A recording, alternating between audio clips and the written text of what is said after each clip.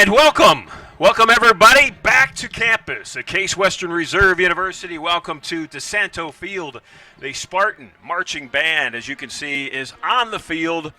It is a beautiful Saturday late afternoon, approaching the 7 o'clock hour, and we are ready for Spartan football at home on the field that they just love to play on.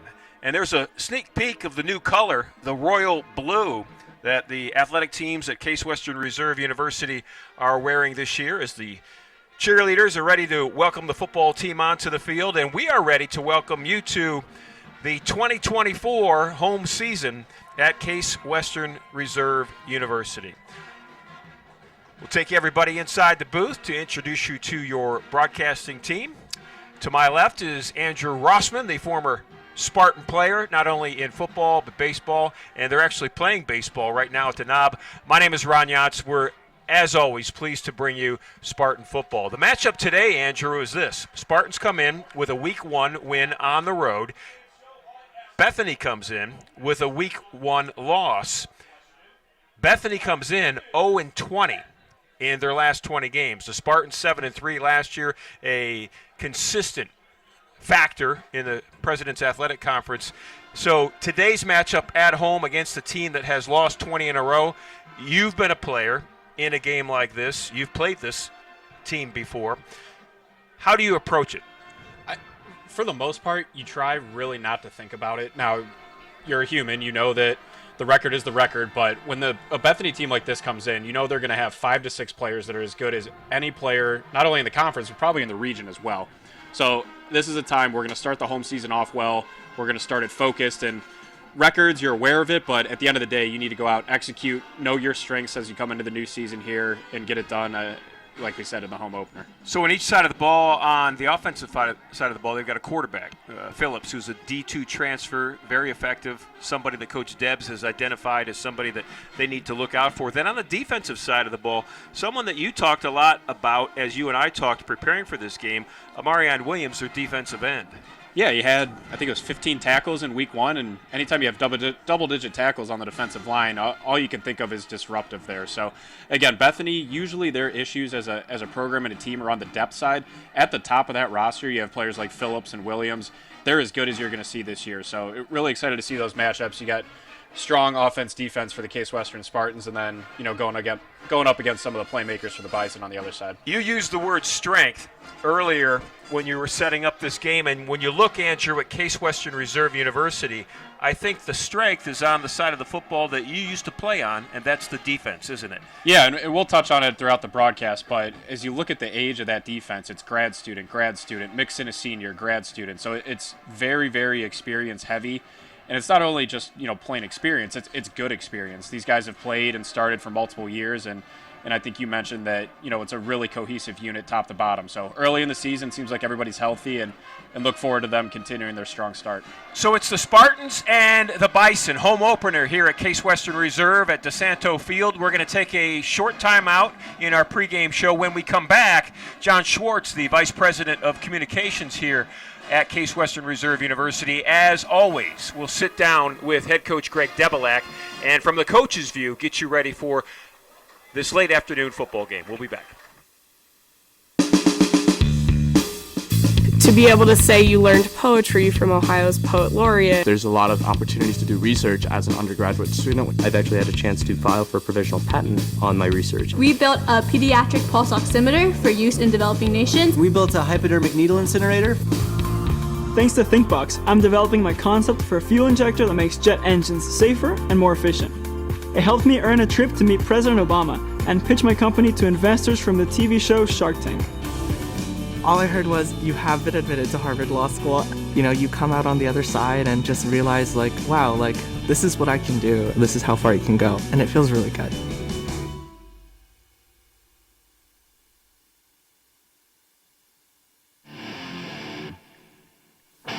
And good evening and welcome inside DiSanto Field as Case Western Reserve University returning home for its first home game of the season, as the Spartans will be taking on Bethany College. Case Western Reserve 1-0 on the year after a 41-7 win last week. The Bison are 0-1 following a 20-14 loss at Allegheny. I'm John Schwartz. Joining me today is head coach Greg Debelak as the Spartans get set to get going here. And, Coach, let's first talk about that game last week. You know, I'm not sure the team could have gone off to a much better start than they did. Really dominating performance both offensively and defensively. Take us through the game last week and what you took from it. Yeah, interesting start to the game because I had people text me, congrats on the win. Took a while for the offense to get going. And I'm like, well, we scored on our first 5 possessions, but Waynesburg did a nice job the first drive of sustaining a drive, and defense eventually held. And then, after that, I think the next 4 drives, the defense held Waynesburg's offense to 5 total yards. So a dominant performance on that side. And the offense was what you'd expect. Extremely efficient, fifth-year quarterback, lots of experienced kids, and they just executed very well. So, really good start. Would have liked to not turn the ball over twice. But other than that, all 3 phases did very well. You spoke about the offense, and I think, probably an unheralded group from there is the offensive line, which really had a fantastic day. No sacks allowed, just 2 tackles for loss. Talk about that offensive line, some of the transitions that have been made this year, a couple switches on there, but it was effective in the first game. No doubt. And, they were we give out Player of the Week awards. The Player of the Week this week on offense was the offensive line, collectively. We moved some people. Tony Thivner moved from guard to center. Tremendous move. Just controlling everything from his center position, being the guy with the most experience. Our 2 offensive tackles are now juniors. They had a year of experience. And again, you could just tell that it was an experienced group that knew what they were doing. Zach Miller, our transfer, came in, had a good start for his first college start with Case. And again, Coach Slesh does a great job with those guys, and again, a group that's experienced, knows what they're doing, and that on film that just jumped out. And then, defensively for the team there, that's where I think the experience, and tell me if this is true or not, really seemed to come forward, where you had that group returning, and really that unit was able to pretty much pitch a shutout, the starting unit, until they came out of the game in the 4th. Yeah, and it is. It's a lot of 5th years on that defense. We had a couple injuries, and we had the younger guys come in, or not so much younger, they're juniors and seniors who might not have been starters. King at linebacker, Melee at nose guard. Those guys really stood out. Very happy for them with their first college starts. It's all during camp. What really jumps out at you on film is the speed of our defense. And I'm not sure if we have a ton of really fast guys, but they react so quickly because they can decipher what's going on very quickly and react. So, just again, as a coach, way more comfortable starting experienced guys and going with inexperienced guys. Turning our attention to this week's game, you're facing a team in Bethany. They come in on a 20-game losing streak, so certainly something that on the surface would look like a mismatch. But, we were talking about it before. This is a talented team coming in, especially at certain positions. The quarterback, Brett Phillips, is off to a good start. What have you seen in the game film that you think you need to take a look at when you come into this game? Yeah, certainly guys that can make big plays, where Waynesburg, their tailback was more the focus, and their first drive they chewed out first downs. This is a team that can score at any play. They can go 80 yards at any moment in any phase of the game. Quarterback definitely stands out. He is a run-pass option guy.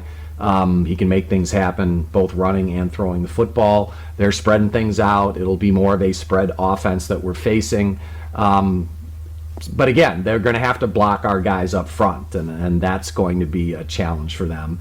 And defensively, they have graduated quite a few players. Their defensive end, number 5, Williams, I think was PAC Defensive Player of the Week, had 3 sacks.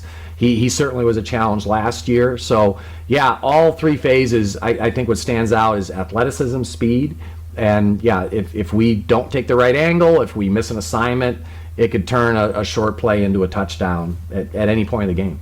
One final question for you as we head into this home game and playing in front of the home crowd. You're having the golf outing event right before the game, so there'll be some familiar faces in the stands returning. Obviously, first home game of the season. Can you talk about the emotions of getting that team out in front of the first time, in front of the home crowd at DiSanto Field? Yeah, I think night games are special, no doubt. It's a bigger crowd. It is a different atmosphere, more excitement. We will have a ton of kids coming back from the late 2010s. And just the parents up for the tailgating. It's a great atmosphere. I know our kids love playing at home. We're debuting our new home jerseys, so that'll be great. And yeah, just a lot of stuff. And I think we're having 25 recruits coming up for official visits. So yeah, it's going to be a busy day, special day, and our kids are looking forward to it. Well, Coach, thank you very much. Everyone's excited to see the debut of the Royal uniforms coming up here in just a little bit in the Spartans' home debut for the 2024 season. That kickoff is going to be coming up in just a few minutes. Once again, Case Western Reserve University football versus Bethany. Stay with us. We'll be back with you with game time in just a few. At University Hospitals, Gruzinski Sports Medicine Institute, we believe all big games are created equal. So when Lulu came to us with a sports injury, she received the same level of care as Cleveland Browns star running back Nick Chubb. Sure, they may dominate different leagues, but our all-star team treats both the Pee-wees and the pros, because your comeback is our victory, and we want to develop the best care plan for you. And for you.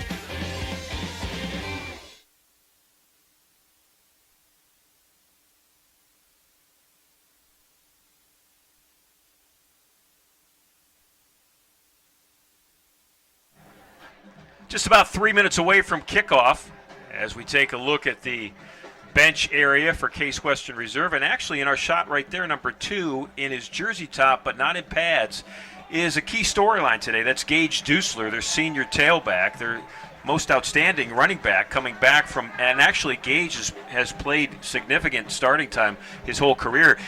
He had a knee injury in the offseason that he's not fully recovered from. He played last week in that Waynesburg win, but he hurt his ankle in that game. So they're going to hold him out today, and then they've got a bye week next week, so they're going to try to rest him up. But I wanted to ask you, Andrew, listening to Coach Debs this week, when we talked to him, he mentioned the word maintain. He says if we maintain our level of success last year, 7-3, 3 losses that could have really a play or two gone either way. They could have been 10-0, 9-1 certainly. If we maintain, he says, we're not going to get any better. We need to increase, elevate. How important will that be, especially for a team that's so used to being, a veteran level group presence? Yeah, well, you look the last couple of years, it's 3-4 years in a row now where it's been 6-4, 7-3, 7-3. You look at teams at the top of the conference, whether it's W&J or Carnegie Mellon or Grove City, you can see where they're trying to get. They have every asset and every factor on the team this year to be able to get to that level. So it doesn't start today. It started 4 or 5 months ago in the offseason. These guys are in the weight room. They're in the film study. They know these teammates that they're on the field with. It's been 3 or 4 years of playing together. So you got the senior laden team, the grad students out there. It's time to, again, push it and go from that 7-3, 6-4 level up to the top of the conference, get back to the playoffs. So another word that he likes to use going into this football season is focus. And as you can see, the captains for both teams are at midfield for the coin toss. And what Coach Debs meant by focus, he said, the difference in the games that we lost last year, those three tight games, he said, it could be one play where we lacked focus, that we were not locked in on. And when we don't have focus, he said every one of my pregame talks, last week against Waynesburg, today for the Bethany matchup, we'll talk about focus. You were a player. How important is that? Well, especially when you play a team like Bethany with the team speed that they have out there, it does come down to 1 or 2 plays. And that could be the difference between defense pitching to shutout, giving up 21 points. With a level of football like we're going to see here tonight, you do have to be locked in and disciplined on every single play. And if not, you're going to get burned by playmakers like the ones that Bethany has on the other side. So the Spartans won the toss. As you can see, they have elected to defer to the second half. So Bethany will start with the ball on offense after the opening kick. And Case Western will kick it off. We'll take one more quick break, and when we come back, we will have kickoff, the home opener from DiSanto Field. It's a Saturday night on the east side of downtown Cleveland on the campus of Case Western Reserve University. The football game is next. To be able to say you learned poetry from Ohio's poet laureate. There's a lot of opportunities to do research as an undergraduate student. I've actually had a chance to file for a provisional patent on my research. We built a pediatric pulse oximeter for use in developing nations. We built a hypodermic needle incinerator. Thanks to ThinkBox, I'm developing my concept for a fuel injector that makes jet engines safer and more efficient. It helped me earn a trip to meet President Obama and pitch my company to investors from the TV show Shark Tank. All I heard was, you have been admitted to Harvard Law School. You know, you come out on the other side and just realize, like, wow, like, this is what I can do. This is how far you can go. And it feels really good.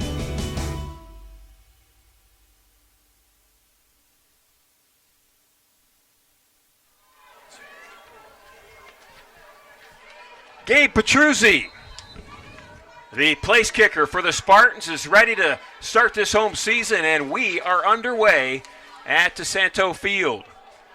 The Bison will bring it up from their own 5-yard line. This is J.J. Johnson with a nice return. He gets up near the 25, and that's where Bethany will start their offense. They come into this game off a loss last week. They lost to Allegheny 20-14. In that game offensively, they had 140 yards rushing, and they had 147 yards passing. So there's a balance there, Andrew, but it's not a big balance. Those certainly aren't big numbers. Just 140 yards rushing as a team and just below 150 yards passing as a team. But they do have a quarterback that they like a lot, and that head coach Greg Debelak, who's in his 21st season at Case Western Reserve University, so he's seen a lot of football over the years. Coach Debs really likes this quarterback for Bethany, too. Number 1, Brett Phillips, and that's Brett standing in the shotgun for the Bison as they're ready to run their first play. Phillips, a sophomore from Wheeling, West Virginia. And we've got a delay already. Well, it's week at 2 the start for of this everybody. football game. Everybody's figuring it out still.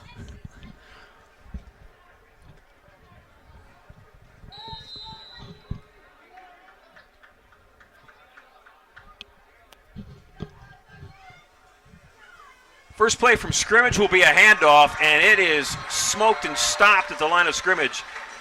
A.J. Dadowski and Ryan Cabrera, the D-end and the outside linebacker, come in and make big hits. Andrew mentioned it in the pregame. The strength of this team this year for Case Western Reserve will be the young men that are on the defensive side of the football. You've got 4 grad students playing on defense. You've got 3 seniors. So 7 of the 11 starters are either a 5th-year guy or a 4th-year guy. Phillips is going to keep it, and he's going to have all sorts of trouble, and he's going to throw that one incomplete. Yeah, and Ron, if Case is able to dial up and run the defense how they would like to, that's what you're going to see all night. It's penetration early. It's 2 levels of the front 7. The D-line, the linebackers coming in and swarming, and like you said, it was easy prep for this game. We know these guys. We've seen the defensive front for the Spartans for 3-4 years in a row now, and it's guys like Dadowski. You have Jace Merritt coming over from the offensive side, and then you add in Caden Tong, and it's really a problem in a tough matchup. It's 3rd and long, so the Spartans can come get it. Phillips keeps it. Little dump pass out near the 30. And there were 3 Spartans out there ready to lay the wood. It's an incomplete pass, and it's 3 and out for the Bison of Bethany. Yeah, and what you saw there, 2 of the first 3 plays, kind of a more traditional RPO approach from the offense where you have Phillips rolling out. We know, or we think he's a good athlete. We think we're going to see it through the air and on the ground for him. So fortunately for Bethany, not able to get it started there, but you can see early on they want to get those linebackers in a tough position, RPO, make them make a decision, and then Phillips will throw off of that. Ethan Rosenau will punt it for Bethany, and it's Wolf back to return it for the Spartans. This is Wolf at the 39.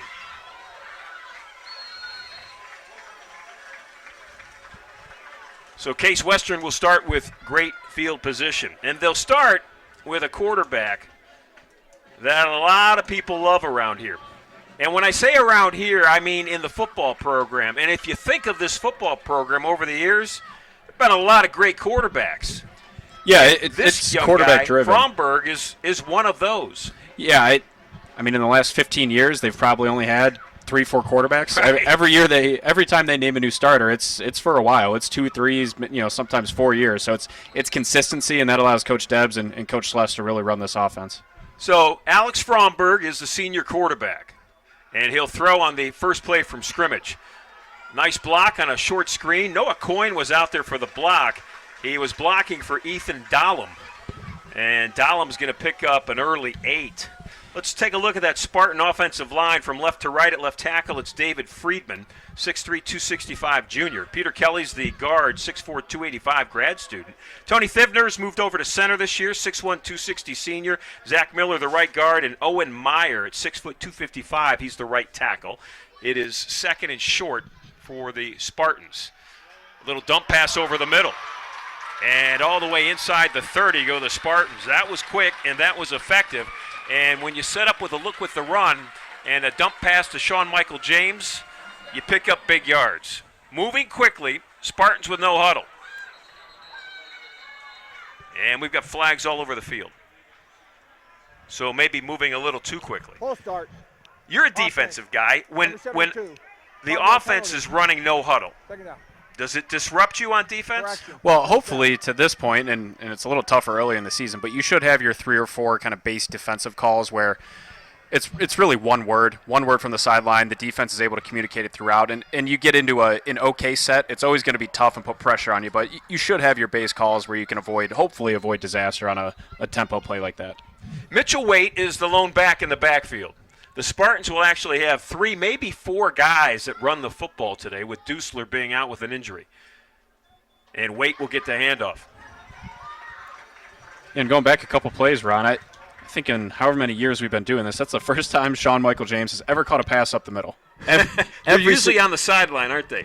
Every single time he touches the ball, it seems like he's sneaking out into the flat. It's a bootleg action, it's a cross or something. So, on that play, similar to how Bethany ran it, Spartans going with another RPO concept there. That a little unique. I don't know if we've seen a ton of that in the past, but again, as you have a senior quarterback like this, like Fromberg, Coach Stebbs is able to take everything they did the last 2 years, build on it, and continue to expand that playbook.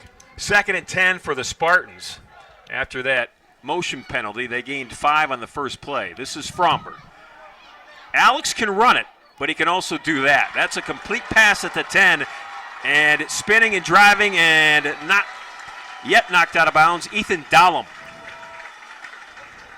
That's what Dahlem can do. I think we're going to see that all night. Fromberg himself, 6'2", 200 pounds. 200 might be a little light. He's a big, strong kid. And with that, he's able to get out of the pocket. He's got a really good running game. You see the linebackers come up, able to drop it into Dahlem over the top, and here we go. Spartans in the red zone early. Only back in the backfield for Case Western right now is the fullback, Michael James. The pitch will go to Dahlem. Hole opens big, and Ethan walks in for the first touchdown of the evening for Case Western Reserve. A little triple option? Where did that come from? That was a nice play. That, how many years Coach Stebb's been doing this? You've got 21 a surprised years. Look on your face. I do. I've never seen him do that. I'm surprised he's showing it now, early, but, put it on tape, stuff like that. You do it early in the season, and now every single team they have to play the rest of the year. Annoyingly, they're going to spend 20, 30 minutes in their prep that week, and they got to prepare for the triple option. So, hey, good start. Good start. 3 and out. We saw pistol, RPO, triple option, Spartans up early. Petrozzi in for the point after touchdown. It is up, and it is good, but there's a flag, and it's a motion penalty on the Spartans, so they'll have to do it again. Legal formation. I haven't seen my partner, Andrew, More than 4 in the backfield. be as surprised as you just were. Well, it's fun. If you it's can something see the different look for on us to his call. face on that We play. can't sit here and look at 60, 70 just plain dropbacks all day. It So was beautiful. that was cool. We'll see if they do it. If they do it in all short yardage, if it's just a red zone thing, but again, putting it on tape, and you talked about it, they have 3-4 different running backs, all with different skill sets. That if you want to get them all on the field and utilize them, the triple option is going to be a great way to do that. Petrozzi, the sophomore. It seems like Gabe's been around for a long time, only his 2nd year. And his 2nd attempt is up and good. 11:40 left to play, opening quarter. Spartans on the board first. We'll be back from DiSanto Field after this timeout.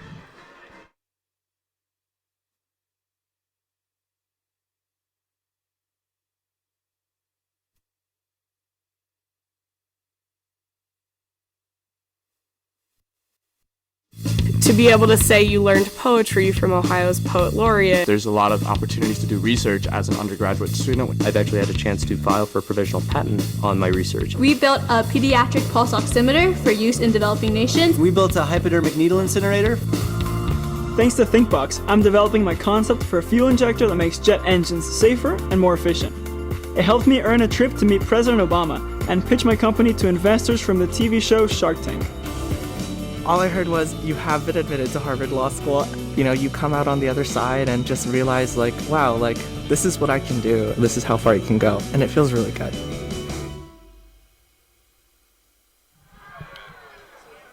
Petrosi's kick. It will be Johnson again inside the 5 for the Bison. Johnson's doing a nice job as a kickoff returner for Bethany. They will start just outside their 20-yard line. Have an opportunity to introduce you to that Bethany offensive line. Kobe Hale starts at left tackle. He's a freshman, 6'5", 315. Tyler Pierce is their left guard, 6'1", 295. He's a senior. The center, Elijah Morgan Washington, 6'4", 275, sophomore. At right guard, it's Cole McCabe, a 6'2", 285 sophomore. And then their right tackle, 6'4", 295.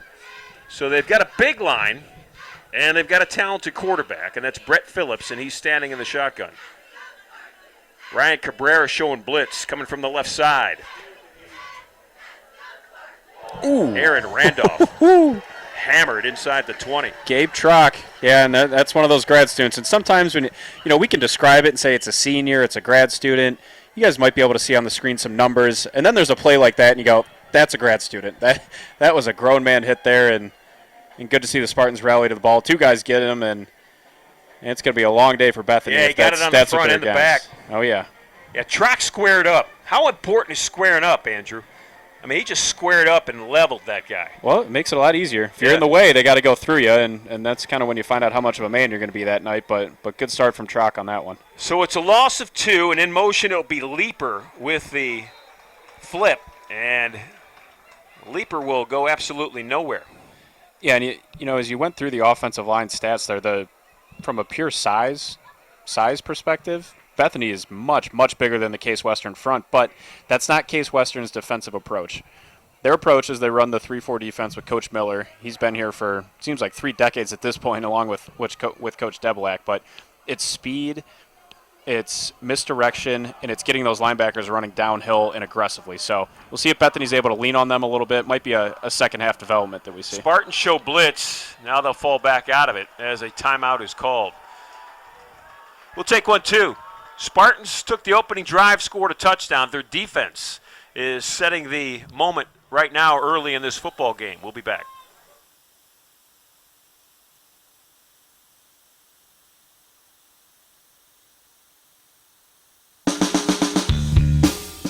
To be able to say you learned poetry from Ohio's poet laureate. There's a lot of opportunities to do research as an undergraduate student. I've actually had a chance to file for a provisional patent on my research. We built a pediatric pulse oximeter for use in developing nations. We built a hypodermic needle incinerator.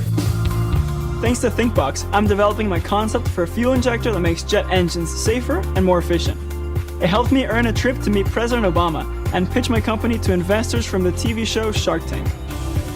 All I heard was, you have been admitted to Harvard Law School. You know, you come out on the other side and just realize, like, wow, like, this is what I can do. This is how far you can go. And it feels really good. The blitz is on. A penalty flag is out. Phillips running for his life. He's inside the 5, and he will be finally brought down by Caden Tong. Flag's got to be a hold. Phillips has got to wonder, how many guys are playing on defense? Yeah, yep. And even with the hold. That's Tong, number 10, finally with the tackle, and it is a penalty holding on Bethany. It will be declined. Well, I think hands of the face. They still declined it, but with Mr. Tong making his first appearance tonight, we'll go over his stat line. You're going to hear a lot about him tonight, and I would imagine over the course of the season. So he comes in tonight with 24.5 sacks, 5th most in program history. Just added 1 there, so we'll say he needs 9. And that, if he gets 9 this season, that'll put him up with Mr. Cameron Brown, and that would break the program record of 34.5 career sacks. So good to see him early. I expect that to continue the rest of the night. Wolf set to return. Bo fielding it at the 35. He had a little steam, and he's up inside the 30. No, it's good. I like his approach early. It's clear he's going to be aggressive, and on punt return like that, everyone's looking for the big shot play, looking for the punt return, finding touchdowns, flipping the field. We'll take 6 yards. We'll take 6, 7, 8 yards. It's important, especially if you catch it on the right side of the 50. You look where the Spartans are setting up, they're already on the 27-yard line. So every yard counts and really sets the offense up again to, build on what they had first drive. Very quick, multiple look. We'll see what they come out here with and see if they can settle in for the night. Got a good look at that new royal blue color that all the athletic programs that Case Western Reserve has gone to. And my partner, Andrew Rossman, who played here, said that was a color when he started here. And he likes it. So do I. Well, Ron, with everything, if they win in it, it's great. If they lose, burn them. Fromberg going to roll. Look to throw back. Nobody there, and that will be a walk-in touchdown. That's Mitchell Waite. Nobody around him. I mean, nobody around him. Not one person. And I don't know if we'll get it. We'll probably need to wait about another 9.5 minutes for the first quarter to end, but we'd like to see the QBR stats so far in Fromberg. However many times he's thrown it, he's completed each of them, using his legs on multiple, and nice wheel route there out of the backfield. You see the replay here. Mitchell Wade out of Mentor, Ohio. Seems like probably the 50th player we've had out of Mentor, but great concept there. Great execution by the offense. Noah Coyne knocks Wade down in the end zone. Oh, I wouldn't want to jump up against Noah Coyne. Noah's a big boy. 6'4", 225. I think I'd have a similar outcome on that. Point after touchdown is up, and it is good. And the Spartans, with just not even 3 minutes, well, early, let's say, here in this first quarter, already with 2 touchdowns in the book. Take a break. Kickoff's next. The third kickoff of the game so far. We'll be right back. To be able to say you learned poetry from Ohio's poet laureate. There's a lot of opportunities to do research as an undergraduate student. I've actually had a chance to file for a provisional patent on my research. We built a pediatric pulse oximeter for use in developing nations. We built a hypodermic needle incinerator. Thanks to ThinkBox, I'm developing my concept for a fuel injector that makes jet engines safer and more efficient. It helped me earn a trip to meet President Obama and pitch my company to investors from the TV show Shark Tank. All I heard was, you have been admitted to Harvard Law School. You come out on the other side. J.J. Johnson's got to be wondering if he's in a dream that just keeps repeating as he returns his third kickoff in just the opening few minutes of this football game.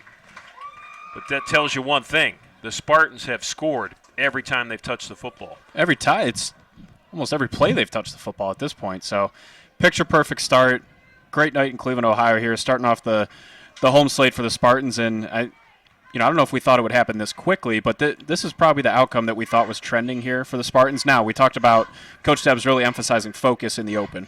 Couple early mental mistakes, couple penalties, but even considering that, still up 2 scores on a potent Bethany offense, and we'll see if they're able to continue the success they've had early.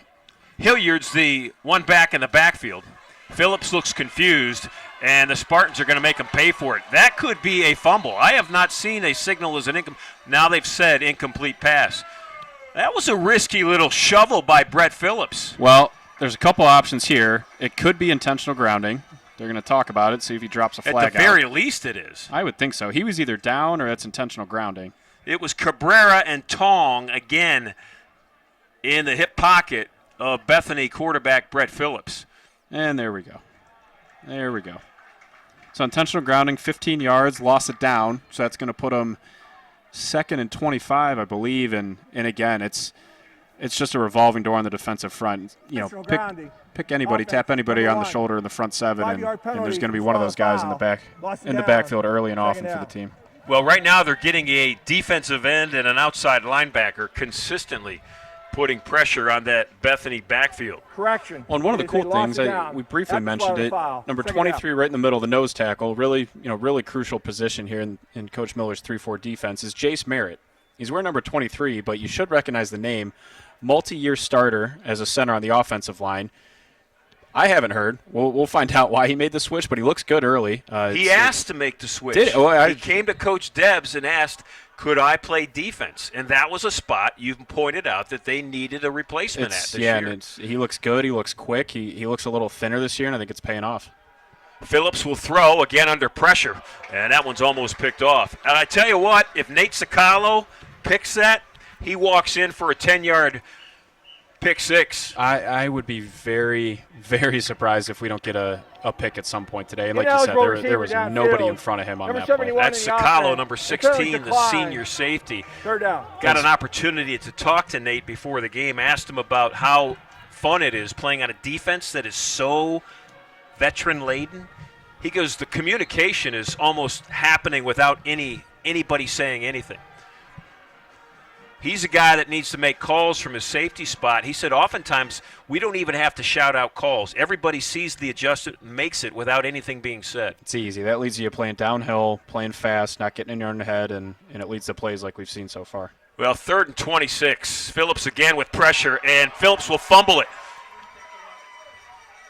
Bison will keep the football, but they're a long way away from a first down. That was Hilliard that picked up Brett Phillips' fumble. And again, it was number 10, Caden Tong, putting pressure on that quarterback. Yes, I believe, and we'll see if we get the scorekeeper down the booth for us to give him credit. But with the strip sack there, he should get credit for that sack. So assuming that's the case, already up to 2 sacks tonight, and that program record might be in jeopardy if he's going to play like this all year.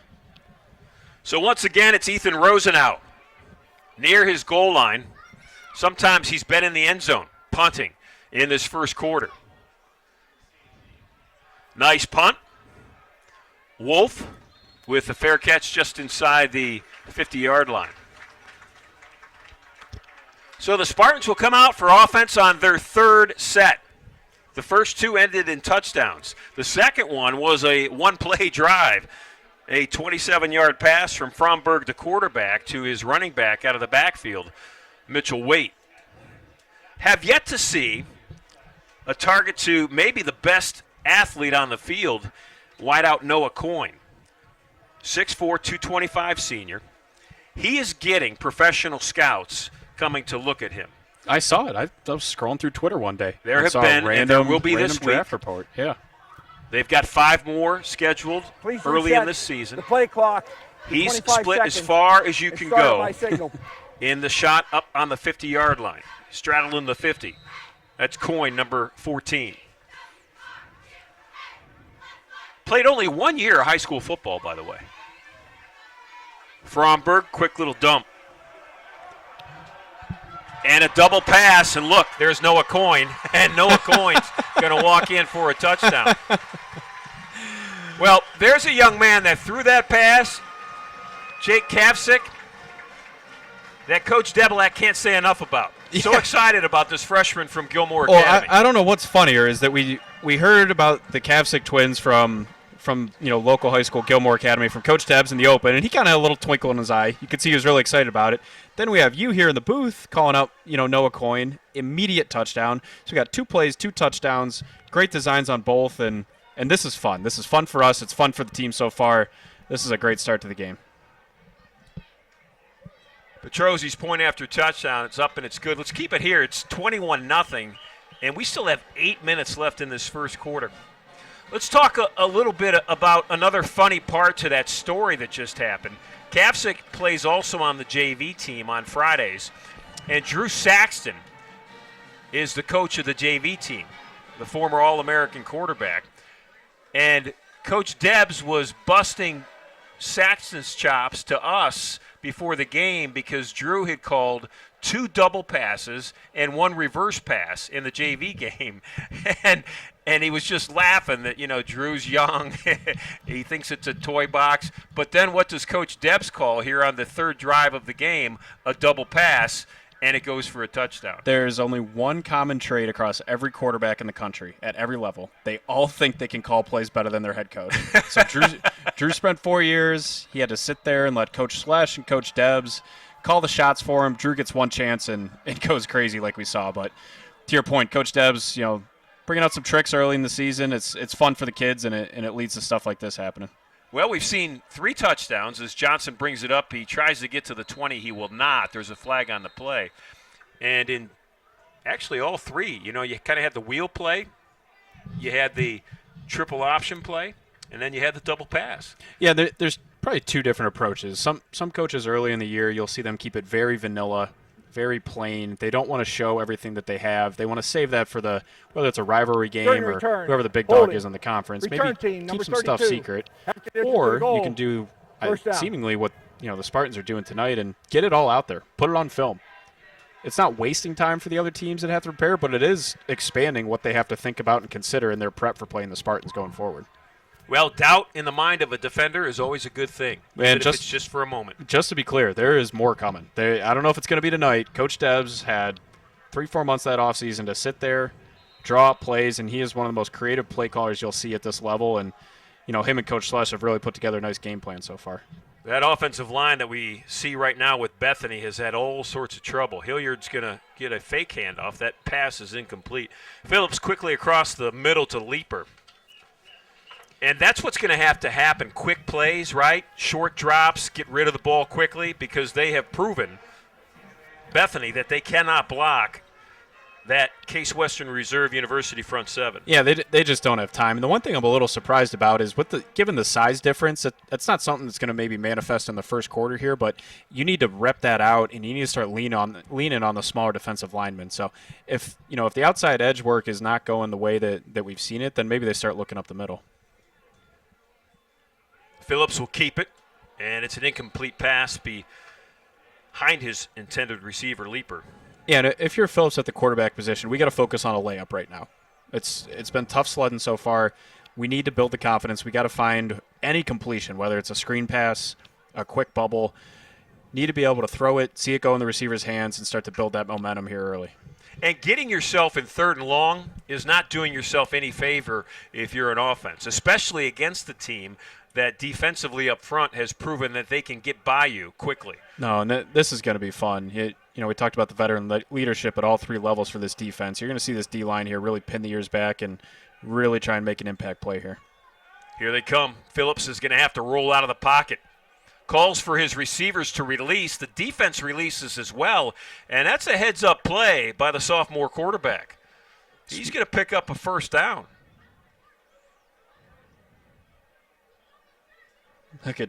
Get the knees up, Dodowski. But yeah, to your point, Phillips, we've seen it early. Even though he struggled with completing, I would call it short, medium passes, he's got the athleticism out there to really cause problems on the edge of the defense. And to your point about heads-up play, right there, if Phillips gets it back, I think he would prefer to dive. He's a yard short. Yeah, he had the opportunity and didn't necessarily have that field awareness, but that was the most positive play they've had so far. We'll see if that's something they come back to. And here come the Spartans.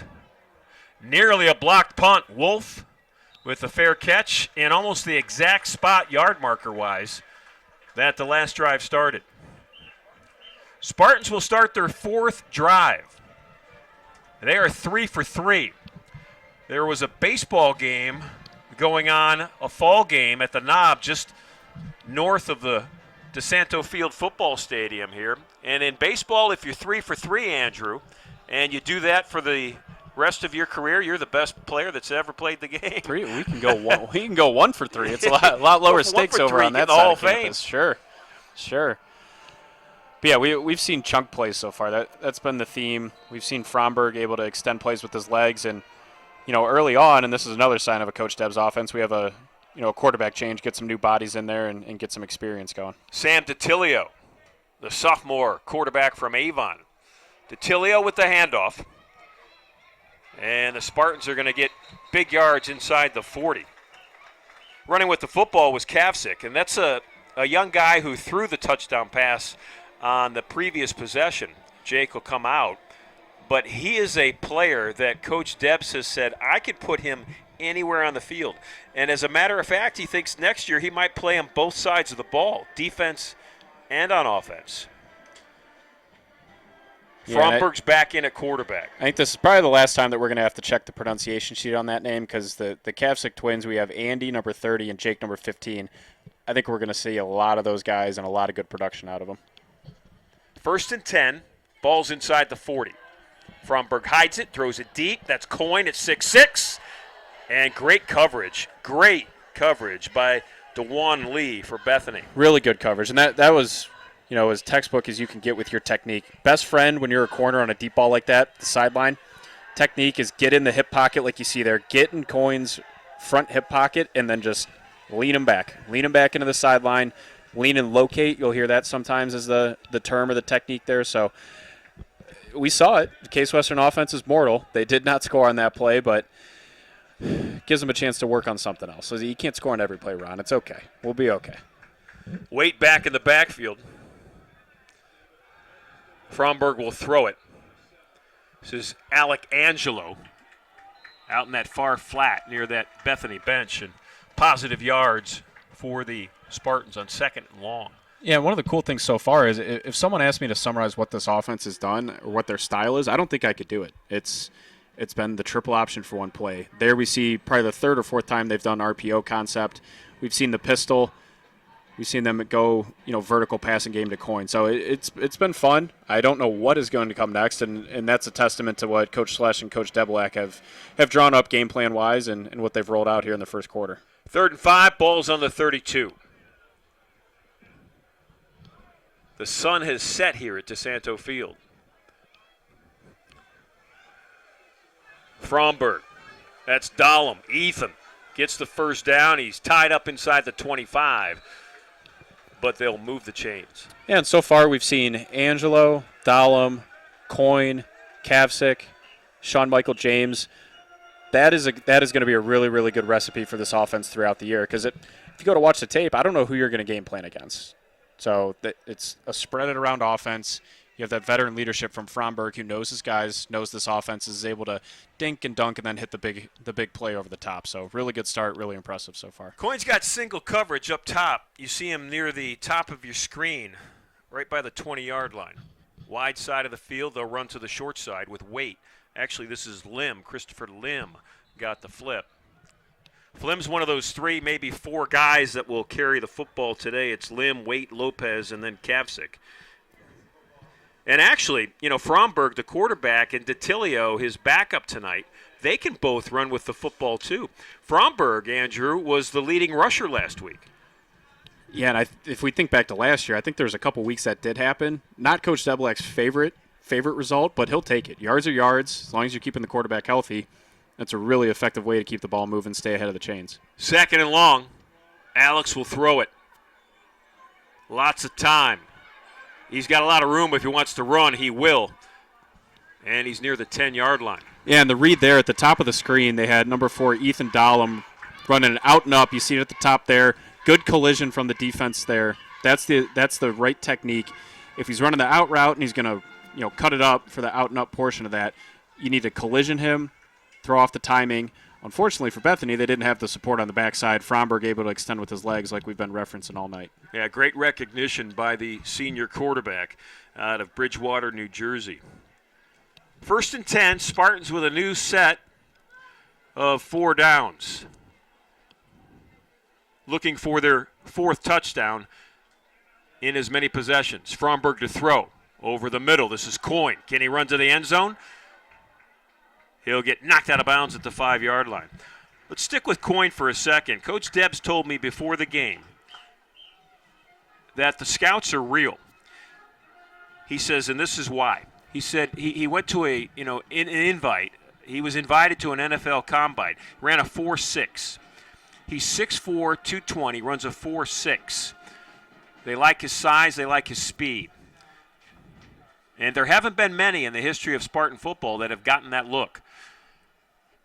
It's 2nd and 3. Spartans can get a first down and not a touchdown.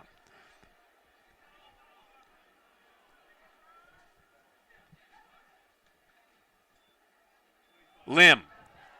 Ball popped loose, picked by the Bison. Boy, that was perfect if you're a Bethany Bison. That ball popped up in the air, and it went right to the Bison defense. And picking that out of the air for Bethany was Marky Anderson. Yeah, and we'll see on the replay here, but that, as far as I could tell, is you put your helmet on the ball, and that ball is going to squirt out and pop up like that. So Bethany finally able to get a big momentum-shifting play there. Call it bend, don't break, I guess, but they'll take it any way that they can get it. Now, they need to take that, and they need to really focus on getting a first down here. Haven't seen a first down yet. They got to find a way to get out of their own end zone, or this D-line is really going to cause a problem here early in the first quarter. Brett Phillips comes out. And he finds himself in a familiar spot that is inside his own 10-yard line. It cannot be fun right now for the Bison offense, that's for sure. Here comes a blitz, outside blitz, and a run up the middle that's going to get maybe 2 yards. No, and if you're Coach Warren Miller, this is when you can focus in. You've got your blitz package that you've been sitting on all offseason, all week here. 21-0 on the scoreboard. So far you've had success more or less with your base defense. He hasn't really had to unleash the blitz package that he has. Maybe this is the time that he does it. And on the other side, if you're Phillips, again, we're still chasing that first completion, still chasing the confidence builder that'll hopefully get this offense rolling in the right direction. Nice crowd at DiSanto Field. Here comes that outside blitz again. Phillips gets the pass off. And near the first down marker, but still going to be about 3 yards short, are the Bisons. That was Leaper. Again with the pass. Running-wise, this defense, Andrew, the Spartan defense a week ago against Waynesburg ran the football 23 times for 35 yards. Isn't that amazing? Amazing. Doesn't matter who the opponent is. Doesn't matter what stage of the season you're in. The stats like that, if you're Bethany coming in here saying, what are these guys up to where they're holding a team like Waynesburg to a low rushing total like that? But I think you've seen it tonight. It's all three levels, and it starts up front with the D-line. So it's 3rd and short. Bethany with an opportunity, maybe their first, to get a first down. It's Leaper again, has to break a tackle, and he does not. He will be shy of a first down. Great open field tackle by Osi. That was a great play. Watch. Breakdown here, inside out. Great tackle to get him on the ground. It looks like they're going to be just short, and they're going to send the punt unit out. But great job by the defense. Hey, offense turns the ball over there, sudden change. You see Yossi fired up on the sideline, another veteran leader. Yeah, I know you love the work of that young man. He's great. I think when he was a freshman, the first time we really called his name was, I can't remember what game it was, maybe Johns Hopkins, but he came in when Spartans were unfortunately getting blown out at home, blocked an extra point. And you could see the athleticism from day one from him, and now he's a multi-year starter and one of the leaders of this defense. And a bad snap. That one's going to go out of the end zone. Boy, we're going to see a touchdown or point scored every which way tonight. Yeah, the excitement continues for the Spartans and just the depression for Bethany. So now we've got the trick play touchdown. We've got the one-play drive touchdown. We've got the safety on a bad snap on a punt. Some point we're going to add a pick six. I'm going to manifest that one's coming, and it just snowballs for the Spartans. And unfortunately, it's a snowball rolling downhill for the Bison right at them. So put me in the mind of those young men right now. You're up 23-0. The first quarter hasn't even been played yet. Where are you mentally right now? Are you? This is a blast. Yeah, you're having fun. It's a fun night. This sport is the funnest, in my opinion. Not that I've played all of them. This is the funnest sport to play with your closest brothers that you have on the team. You get to go out a beautiful night in Cleveland, Ohio. So far, it looks like you're the dominant team on the field, and it is a blast. You can focus on the technique here, and then just let loose and have fun. 23-0, call it 0-0. We're going to hopefully get some guys in, get some reps, get some young guys some experience here tonight, and it truly is a blast to be in a game like this and again, be able to go out with your best friends and dominate from really play one. Well, this will be the first time that Bethany will kick the football off. Liam Gallagher will do it. He'll do it from his 20. Spartans are set to once again get great field position.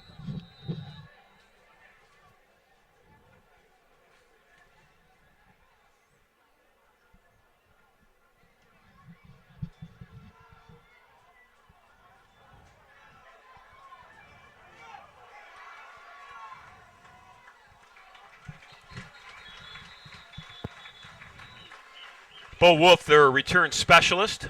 Bo's had a big night, and he has done a really good job. He's been great. I'm telling you, there is extreme value in being able to, step one, confidently field a kick. It's not easy, whether it's a punt, a kickoff like we just saw. So, step one, catch it, and then step two, be able to advance it. Any special teams coach in the country is going to take consistent 6, 7, 8 yards on a return. And then you're going to pop one out for 20, 30 yards, and it really gets fun. 5-yard penalty. Coach Debelak. The end of the run. He's been around a while. 21st season. He's wearing the red cap there. I asked him, you're wearing red so you can be identified? He said, absolutely. He said, I want people to see me as soon as they look for me. Yeah, and we kind of gloss over it. 21 years at this level and running a winning program is truly impressive at every level. Over those 21 years, amassed 139 wins, 139 and 58 is outstanding, and it looks like he's got another really solid team this year to only better that record. He's won 8 league titles, whether it's the PAC or the UAA. Handoff for the Spartans, and a Bison with a good stop that time of Mitchell Waite. Waite's going to get to the 46. He'll pick up maybe a yard. Yeah, and you see the defender. The hardest thing to do is you're going to pick him up off the ground. The defender gets his arms around him. You got to set him down gently. If you slam him 15 yards, you did your job. And leaving early was the left guard, Peter Kelly. Kelly was rolling out on that one. False start. And offense. Got a step too early. 5-yard penalty. Second that down. Line, Friedman, the left tackle, junior. Kelly, the left guard, grad student. Thivner, the center, who moved over from guard, senior. Miller, a transfer in, junior. And then Owen Meyer, a junior. A lot of experience in that front five. Yeah, and this offense, defense, this is the year, Ron. They have the recipe. They have the athletes. They have the experience. This is the year that we push for the league title. The end of the first quarter. Automatic bid, and get back to the playoffs. You have everything you need, and it's nights like this to start to build that confidence and get you on the right track. Well, tonight after 15 minutes, it certainly has been an impressive show under the lights at DiSanto Field. We'll take the timeout. We'll come back with the second quarter next. To be able to say you learned poetry from Ohio's poet laureate. There's a lot of opportunities to do research as an undergraduate student. I've actually had a chance to file for a provisional patent on my research. We built a pediatric pulse oximeter for use in developing nations. We built a hypodermic needle incinerator. Thanks to ThinkBox, I'm developing my concept for a fuel injector that makes jet engines safer and more efficient. It helped me earn a trip to meet President Obama and pitch my company to investors from the TV show Shark Tank. All I heard was, you have been admitted to Harvard Law School. You come out on the other side and just realize, wow, this is what I can do. This is how far you can go. And it feels really good.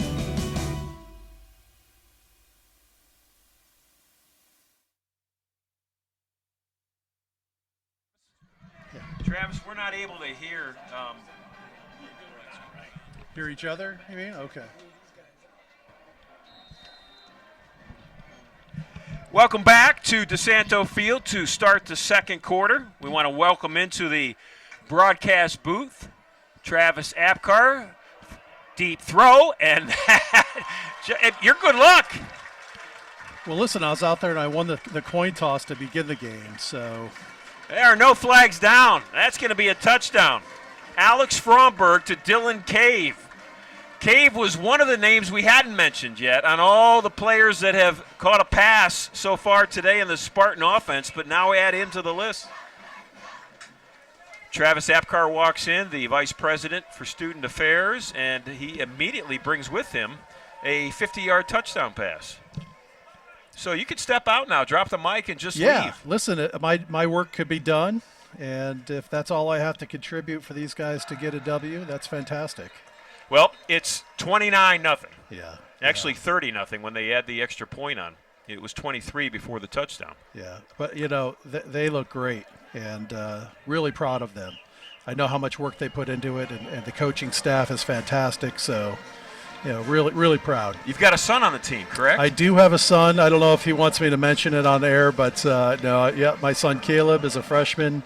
He's an offensive lineman, and proud of him, too. So he's having a great time. So tell me about your role as Vice President for Student Affairs on the campus here at Case Western Reserve. Yeah, so we work to support students, in sort of all phases of their experience here, whether they're undergraduates, graduates, professionals, everything from, academic advising to, support through identity and diversity and equity, certainly through athletics, which is, a big part of our division. Health and counseling and, everything that a student needs to be able to be successful here. I like to tell students coming in is, look, they have to do the work, but if we've accepted them, we know that they can do it, and we're going to provide them with all the resources they need to do it, to get it done. Johnson with some trouble bringing in that kickoff from Petrozzi, and that initial fumble turns into bad field position. That tackle for the Spartans, Charlie Morrison, the sophomore defensive back.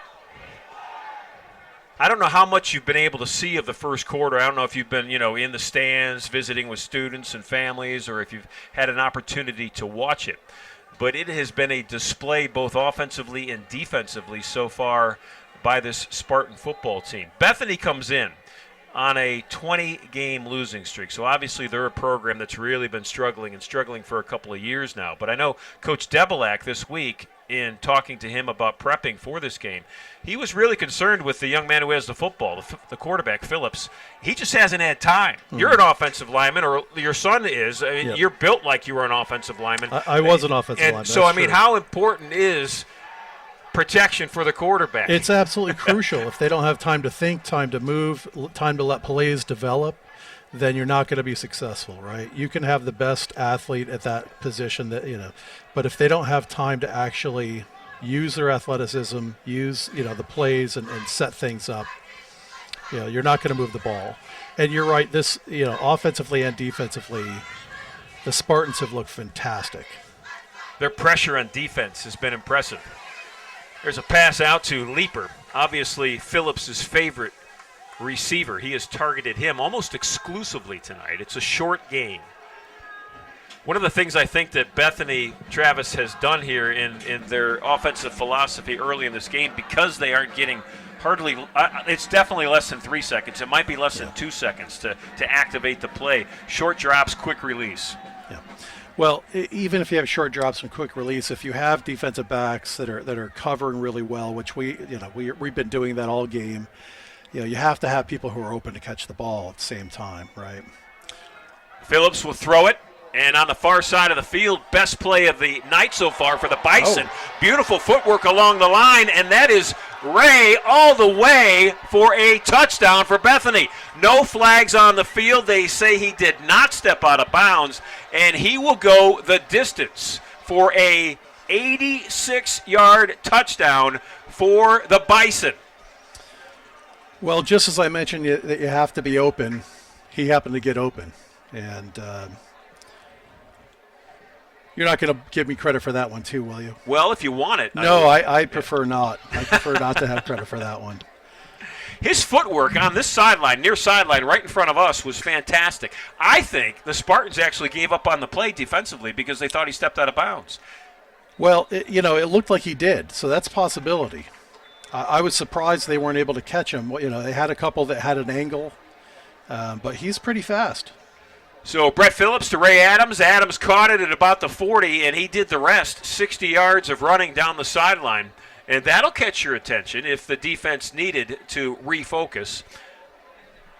Travis, let's talk about student affairs. What are you most excited about? Well, I think it's the possibilities. There's a really great foundation of student affairs support network here for our students already, whether it's in Res Life or across the experience. But when we look to the future, it's figuring out how do we make sure that we're ready for the students and what their needs are as they come in. I think what I'm most excited about is just learning more about our students. Getting to know them themselves, and really listening and working with our student government so that I can understand how we can best support them. So how are you listening? How are you getting to know the students? Spending a lot of time with them. I've been going to some of their meetings, student government meetings, with spending time with our graduate student council and our undergraduate student government. We have a student presidents roundtable made up of the presidents of all the significant student organization governments, and I've been attending I've gone to one of those meetings and staying in touch with them. I'm also trying to get to a lot of events. Fumble, and the Bison and the Spartans both fighting for it at the 32. No signal yet. Looks like Case Western got it. Yeah. Well, that is the second pop fumble of the day for the Spartans. It is. So just trying to make sure that I'm in their spaces, having genuine conversations and trying to understand what the experience for them here is. I've worked in student affairs and higher education a long time, but I don't want to make assumptions about what the lived experience is at Case Western Reserve, and so just really listening and learning. Spartans will come out for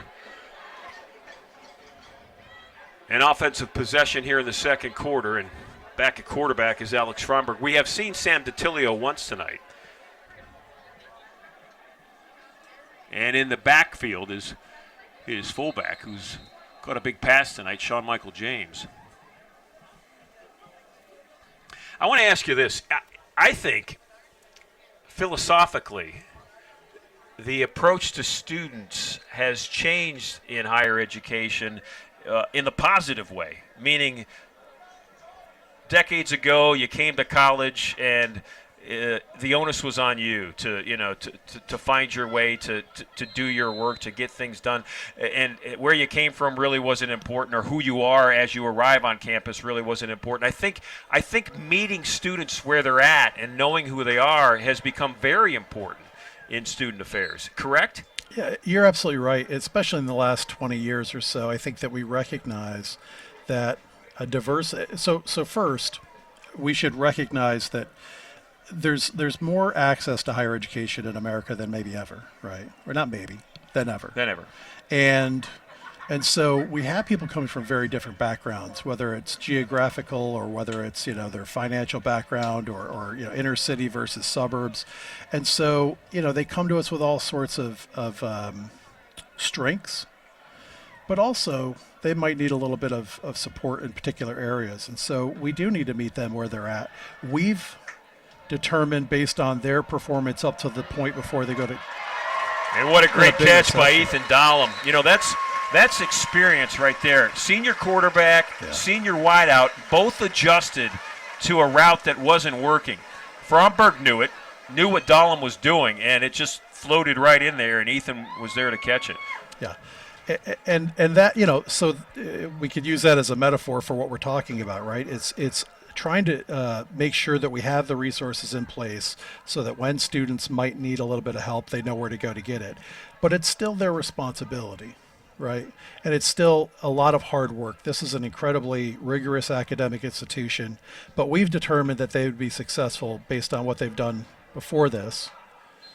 And now it's on us to make sure that we're providing an environment that's really conducive to their living and learning. Recognizing that it is a extremely rigorous academic environment here at Case Western Reserve University, what are some things that you do affairs-wise to help students, through that mental grind? Yeah. So first, trying to make sure that they come here and they really socially find their way. Okay. And that's hard for us to do that for them. All work and no play, right? That's right. That's right. And so we provide them with a lot of just Fromberg trying to get it to Coyne, his 6'4" wideout. And so we provide a lot of great opportunities that bring them together so they can socialize and find those like-minded people, or as I like to say, they find their people, right? And so we do a lot of those types of things. We do it in large ways and also in some more curated kind of particular populations, so that we can make sure that people feel included and have opportunities based on their time and their schedules. You really can find your own small place on a large campus, can't you? Oh, you sure can. And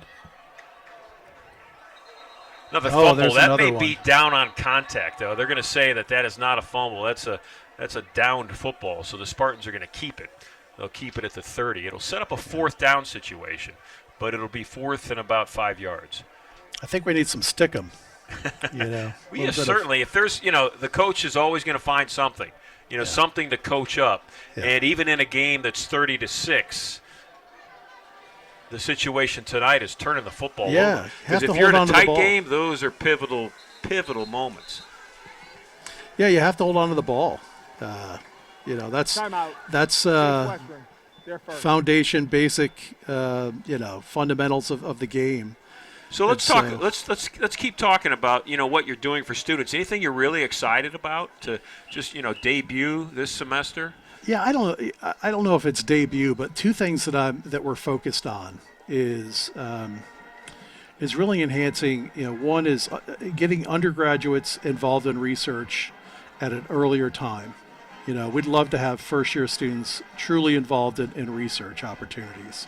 First of all, it's a tremendous opportunity for them to get involved in something they have a passion for, but also to have a really significant link to faculty who are running that research. And then the other thing is expanding our study abroad, our education abroad experiences. And there's a really wide range. Some are connected to classes. Some are you're going there for a semester, and somebody's coming here. Some are during a break. So athletes, for instance, or others who may think they don't have the opportunity because of the rigors of that time commitment to athletics or some other activity that they can't find it in their schedule. But there are ways that if they work with education abroad, they can find some opportunities, and that's a fantastic experience for young people to go somewhere and realize culture and observe that and be immersed in that. So I want to expand those two things. On the fourth down play, the Spartans were unsuccessful on a pass, but there is a defensive penalty on the Bison. First down. And they're not happy about it, and the reason they're not happy about it is the drive will continue for Case Western Reserve University. How important is that abroad experience in your mind as an educator who has spent your entire life in higher education, professional life? So I think it's incredibly important, and the reason is that for most students, a trip to go, a chance to go abroad, or to be immersed in a culture that's unlike your own for any period of time, really helps you develop that global view on the world. Fromberg with the pass, and that's complete inside the 10-yard line, and the Spartans will pick up 6. And so when we think about our students, once they've graduated and they go off into whatever industry, what are the ways that we can give them some experiences that put them, a little bit ahead of their the students, the competition for those positions, right? And these kinds of experiences do that. It's incredibly important that they can communicate across, differences in industry and be able to work with people from different backgrounds. And I think that's those are really key aspects of that experience.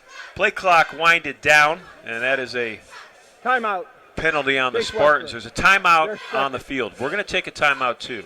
When we come back, we'll continue our conversation with Travis Apcar, the Vice President for Student Affairs here at Case Western Reserve University. It's 30-6 Spartans. 10:38 left in the first half. To be able to say you learned poetry from Ohio's poet laureate. There's a lot of opportunities to do research as an undergraduate student. I've actually had a chance to file for a provisional patent on my research. We built a pediatric pulse oximeter for use in developing nations. We built a hypodermic needle incinerator. Thanks to ThinkBox, I'm developing my concept for a fuel injector that makes jet engines safer and more efficient. It helped me earn a trip to meet President Obama and pitch my company to investors from the TV show Shark Tank. All I heard was, you have been admitted to Harvard Law School. You come out on the other side and just realize, wow, this is what I can do. This is how far you can go. And it feels really good.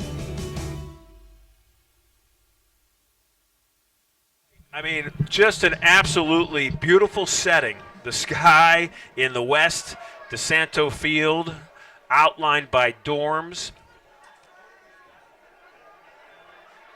Roll, throw, touchdown. That's Dahlem. Alex Fromberg has done a great job tonight rolling to one side of the field and throwing back across his body to a receiver who all night long has been wide open. I think the defensive eyes follow the quarterback's body, and then Alex does a great job of going against the grain. That's Dahlem's second touchdown. So as an offensive lineman, as you were once upon a time, how much pride do you take in a quarterback and a running back who score a touchdown? When the offense gets the touchdown, if you're the lineman, you feel what? Oh, you feel that you were the reason that they had the time and the ability to score that touchdown. And if I'm being honest, most of us offensive linemen would much rather score running touchdowns. We'd much rather block for the run. Much rather block for the run. Oh, yeah. We want to push people down the field, Now, I have heard run blocking is tougher than pass blocking. It depends. Because of the footwork. The footwork is really important. It's easy to get shucked and, sort of, especially with how fast defensive linemen are these days. It is hard. That's true. Although pass blocking, you have to have such quick feet. The speed of those defenders coming in and the moves that they have. Yeah. So I don't know if one's harder Jury's out on than that the with other. you. Yeah. Left tackle? What were you? I was left tackle. Left tackle. Yeah, that's a good guess. All right. Good Well, guess. I'm telling you, you're built like a left tackle. And your son's position on the offensive line will be, he played center most of his high school career. He's been playing guard and tackle, and he's sort of a backup to the backup to the backup for center. This is Leaper, the wideout for the Bison, returning that kick. And for the first time, Bethany's actually going to start with good field position. They're outside the 30. This is your first night game here at DiSanto? Or have you been here before? This is the first night game. It's a beautiful field. I love that. I think that the way that this was built with the residence halls surrounding it, the parking garage. It's a beautiful field, especially in Division III. This is a great facility. I love it. Love being here, especially on a night game. That sky sets in the western side. Directly across from us is Phillips will run it out of bounds, and there's a late hit on the sideline. Well, and you have these residence halls, you can look around and you can see there are people watching the game. Yeah. From balconies and from common areas, and I would love to go back to college. I absolutely, and Andrew Rossman, my partner here, who's not that far removed from college. Andrew looks like he could still be in high school. He's actually a very successful professional now in the finance world. But he's got a grin on his face because I would love to be the students that are across the hedges there. Oh, sure. They're literally, they've got nothing to do tonight but just kind of mingle, watch a football game, go get a burger and fries and a drink with your friends. Oh, this is a great time, especially, what is it? It's still 74 degrees out, gorgeous night. And, if you could find some friends and hang out and watch the game and support the team, we'd love to see even more students. And, I can't see down under us too well, but before I came up, it was really, a lot of students in the stands. So it's nice to see. Good crowd tonight. Phillips on the quarterback draw on 3rd and 8. He's going to get 6. He'll come up 2 yards shy, and that's going to bring Bo Wolf, the punt returner, back on the field for the Spartans. Anything in your life that dictates or influences how you handle your role as Vice President of Student Affairs? That's a great question. I think that it might be the other way around. I think all of my years of working with college-age students and now my kids, are sort of in that sort of era. And so, I think that they help me stay in tune with what today's students are thinking and doing. What are the trends?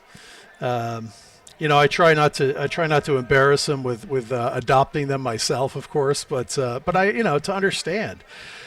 And so it's been really handy. I'm not sure what I'll do when in about 10 years, I suppose, but I think that it's been really helpful both ways. Being a parent has been helpful to me, and having that experience and having a better understanding of what it's like for our parents and to be able to take care of our students. Of course, I have a different role with them, of course, but the other way around is also, I've had a lot of students who have helped me see how, the typical 18 to 22-year-old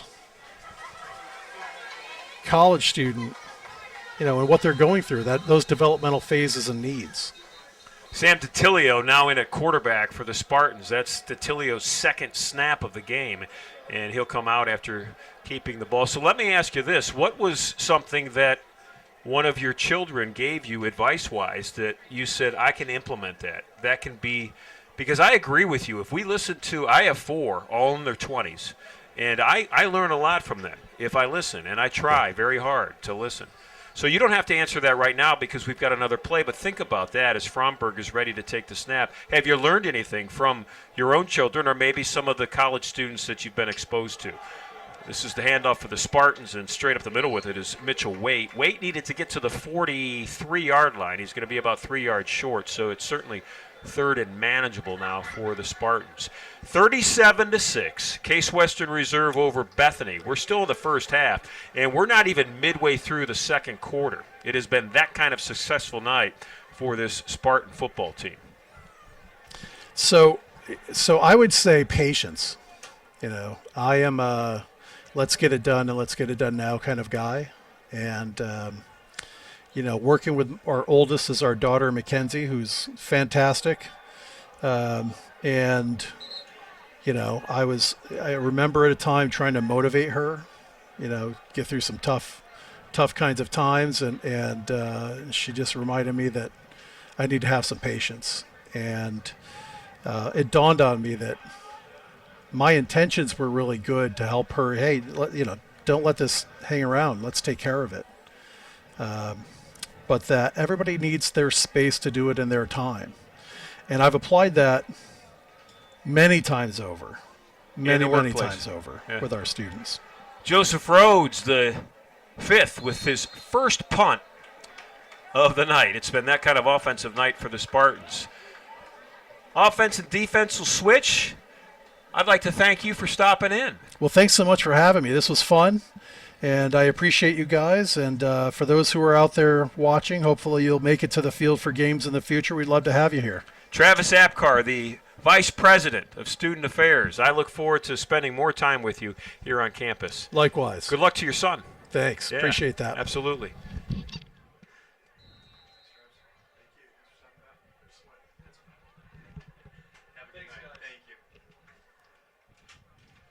.7:28 left to play in this first half. It has been a night, if you've just joined us, that has been all Case Western Reserve University. So this is Phillips looking at a blitz. It's picked up. Now Phillips is going to have to circle and run. Tongs chasing. Phillips across his body, complete at the 20-yard line, but immediately tackled. That was Luke Hilliard. You missed a couple of big plays. I know you didn't miss them. You were standing right behind us. But, man, as soon as Travis walked in, it was a 52-yard touchdown pass. And then there was another one. It's been a night of big plays. Night of big plays. I mean, there's probably been 2 or 3 passes that have been 2-3 inches away from being even more big plays. So I'm excited to see the halftime stats. I think this team's done a great job coming out, taking care of business early, and this is exactly what you want out of a home opener. You're the superior team. You knew that coming in. Now you do have to go out and perform and actually prove it out there, and that's exactly what they've done. Man, Leaper was open over the middle. He's been good. If he gets one in the open, you can see he's got kind of a long strider. He's not a big guy by any means, but Leaper's been Phillips' most consistent target, and he's really been the focal point of the offense so far, whether he's catching it or unsuccessful so far. I look out on the field, left tackle. He's got his hands on his hips right now, standing at the 19-yard line for Bethany, number 70. 6'5", 315. He's a freshman. He's 18 years old. It's a big line. It's a really good-looking line. They got some youth out there, so it's only going to get better as they get older, and it's right there. If you think about, it's week 2. We're not going to say season's over. Even after this week, they got 8 more games. But Bethany has some building blocks here. They have a big, strong, young offensive line, and then you have Phillips, who's got the dual threat from the quarterback position, and pair that with their playmakers on the outside. They got to tighten up. They got to be more crisp, and they got to put drives together. But it's all right there for them. Wolf will go back, set to receive. Bo standing near his 50-yard line. And Ethan Rosenau, who has punted a lot tonight, will do it again. That one bounced right to Bo Wolf. Wolf got a nice block at the 50-yard line, and he gets it up to the 44. That block by Joseph Swarm, the junior defensive lineman. Yeah, and that's another example. You're going to see here on the replay. The ball's going to hit. You could let it go. That's going to roll another 10, 15 yards. Wolf does a great job of not only scooping the ball up, but then also getting positive yardage and getting the Spartans offense, who has not needed the help, has not needed the field position, but in this case, they're going to start on the plus 45 again. Fromberg will come back out at quarterback, and along with him will be his, at least the tailback that's gotten the most time back there tonight, Mitchell Waite, number 22. And so far, I think coming in, we expected Amarian Williams to not have a repeat of his 15 tackles last week, but we expected a little of a disruption, and the Spartans have done a great job, whether it's running away from or running right at him. They've really neutralized Williams, who is, I'd say, far and away the best player on the Bison defense so far. Yeah, he has been silent, the left defensive end, the junior out of Miami, Florida. Fromberg with a ball fake. Looking deep, going deep. That's Coyne at the 5, and he caught it, and he walks into the end zone. Got knocked into the end zone, but that is a touchdown. That is a grown man throw and a grown man reception. We'll see here on the replay how many Bison defenders he had around him, but Fromberg, he had one mission in mind on this play. Drop back, you're going to throw up to your playmaker, and your playmaker is going to show you exactly why he has the reputation and the career stats that he does. Great toss and catch. It was a great pass, a perfect pass to a target that's hard to miss.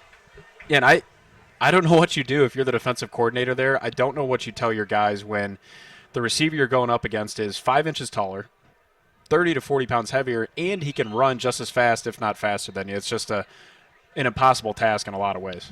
Whistle before the kick, motion on the Spartans. That's happened a couple of times on point after touchdowns tonight. Well, when the scoreboard looks like this, and then you have the mental mistakes like we've seen so far, and majority of them bet on special teams, that is not going to be a fun meeting tomorrow. Will not be a fun film session.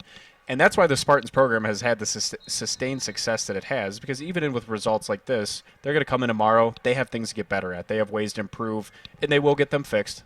They will get them figured out going, off the bye week into their third game of the year. But, Spartans offense keeps rolling, and just clean up some of these mistakes, and you can really be happy with tonight. Well, he's getting good work in. That's for certain. Sure. With 6:25 left in the first half, it's Case Western Reserve 44, Bethany 6. We'll be back.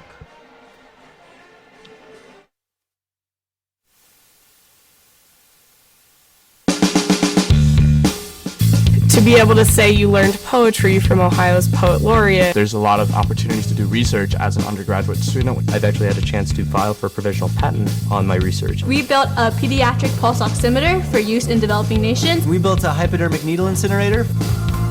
Thanks to ThinkBox, I'm developing my concept for a fuel injector that makes jet engines safer and more efficient. It helped me earn a trip to meet President Obama and pitch my company to investors from the TV show Shark Tank. All I heard was, you have been admitted to Harvard Law School. You come out on the other side and just realize, wow, this is what I can do. This is how far you can go. And it feels really good.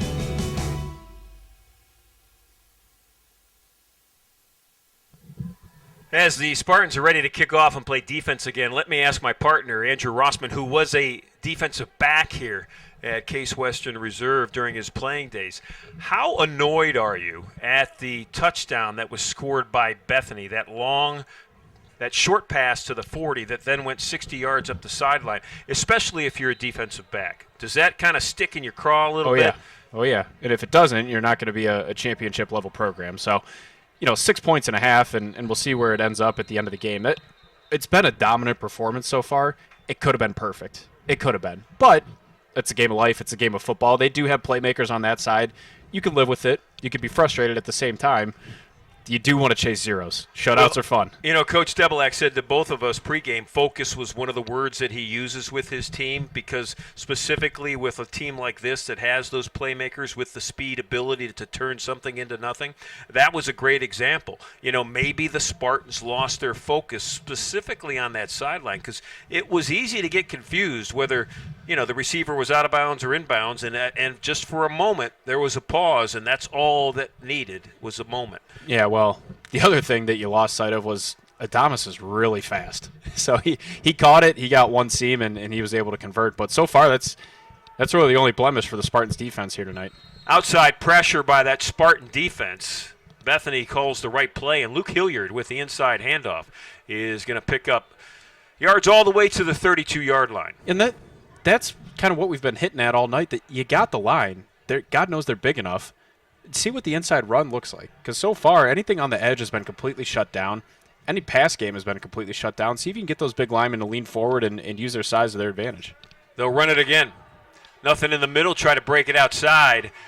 And number 3 tackles number 3. That's Daniel King, the inside linebacker, tackling the tailback, Luke Hilliard.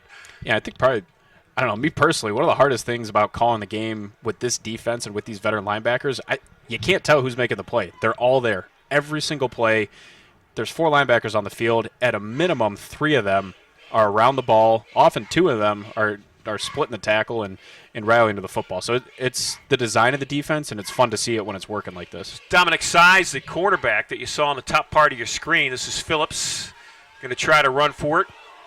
And there's a hold on the outside edge, but the hold didn't help anybody. That's swarming. You know, Coach Debs has talked about the speed of his defense. I think it's on display in this play. Well, and they're all built similar. There's probably 7, 8 guys that all look about 6 foot, between 200 and 220 pounds. And you see it there. 1, 2, 3, 4, 6 guys. Yeah, 6 guys around the ball. Will get credited for the tackle, but he had a lot of people containing that quarterback.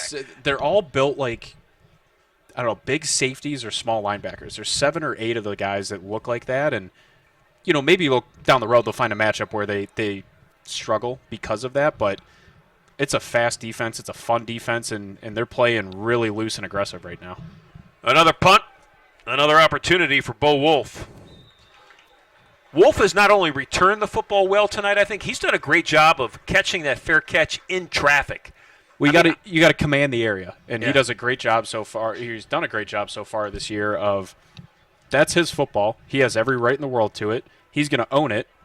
If he's not going to return it, confidently call the fair catch, and securing the football is the number one goal of a kick returner. You can't think about returning it and advancing it or any of the cool big shot plays coming off the return game until you catch the football, and Wolf's done a great job of that so far. So DiTilio, the sophomore backup quarterback, is out there again. He has played 2 snaps, the opening snap of 2 different drives, and just 1 snap.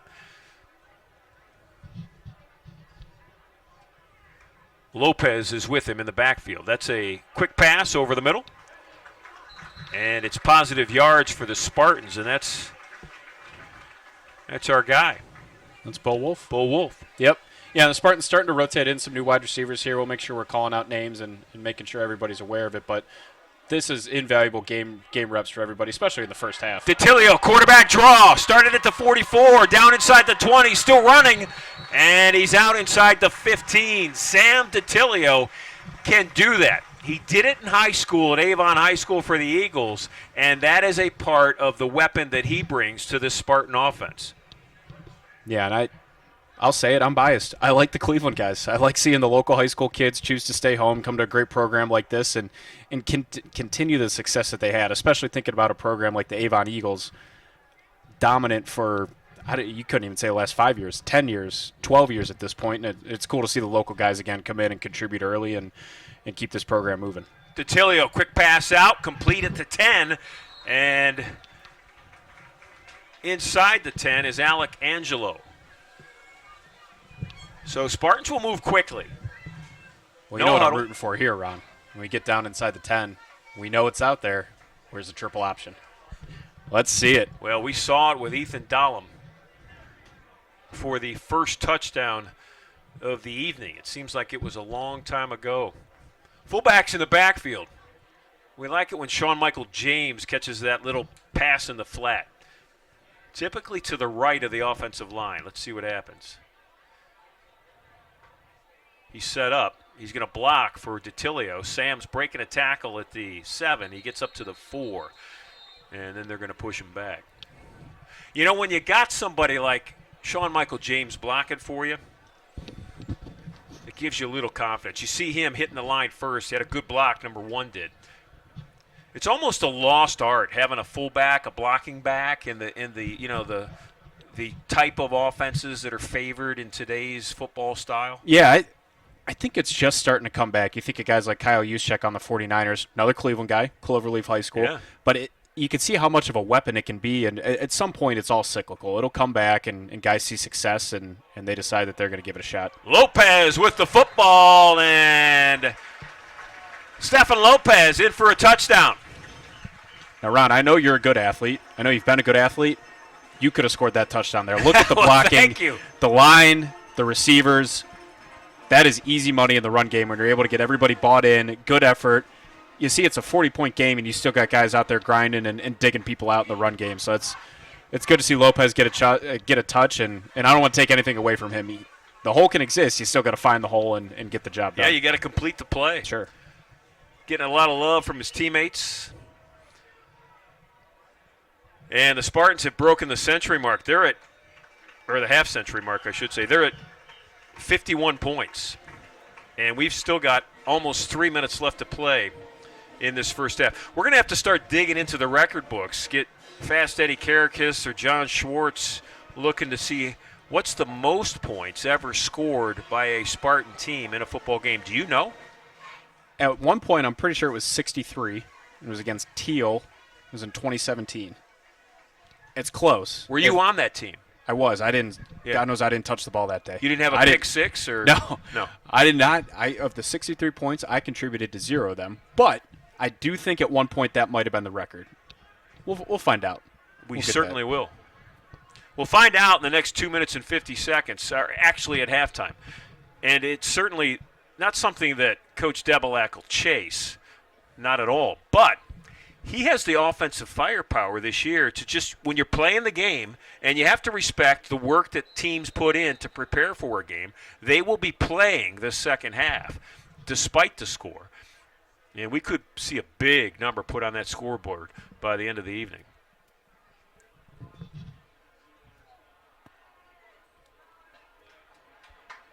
Yeah, and to your point, they'll continue to rotate guys in. The only thing you can't do out there is you can't be outwardly disrespectful. Bethany's going to be fine. Go run the offense. So you got a whole second half. Bethany's got players that need to get reps too. It's not like they want to see Case go out there and just run the ball 45 straight times and get on the bus and go home. So continue to play the game.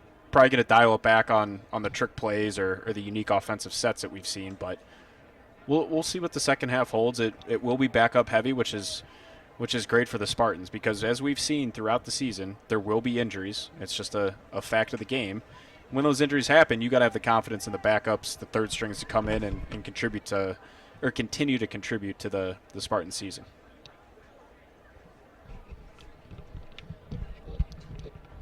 They are still sorting out this penalty. That flag was thrown from the back judge deep, almost in the end zone, near side field by the Spartan bench.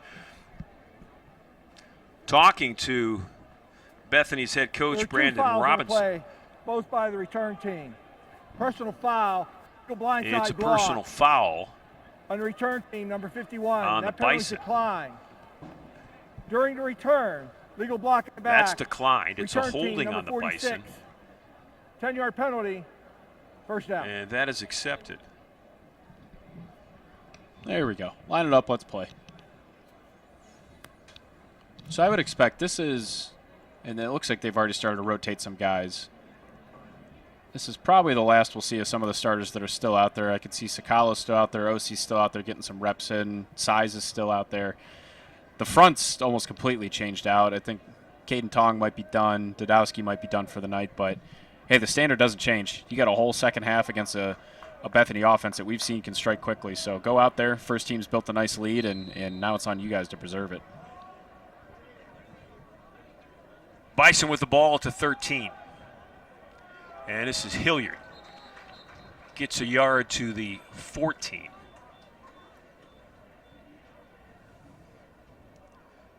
Big day in the football program today. There was a golf outing. Coach Debs had a lot of former players, came back for that. It's a big recruit night. Of course, this is a signature field. It's something that I think would catch the eye of a young 17, 18-year-old high school football player. They've got 25 recruits here tonight. Andrew, do you remember your recruit night, your recruit visit? Was it a nighttime game? Was it an afternoon game? Yeah, so I came Friday night. I think it was a Friday night in the fall. The Case football team was on the road, so I was, from a baseball perspective. But it's invaluable to get on campus and meet the guys that you're going to hopefully spend, 4 years of your life, and it's really 4 formative years of your life as well. So anybody that's out there considering a school, you got to get on campus, get there for a game day, meet as many of the players, as many of the coaches as you can, and you'll figure out if it's a good fit, and sometimes more importantly, if it's not a good fit. But yeah, it's, thinking about coming in as a recruit and seeing the atmosphere, sunset into the start the game. Now we got beautiful under the lights football. Most importantly, you look up at the scoreboard, 51-6 that's probably the best aspect of the field. But I love this facility. We've done a great job of building it up, and really appreciate all the funding and backing from everybody that's come through here over the years. I don't know if we've got the opportunity to show the stand side. Here's a great look at DiSanto Field and the surroundings.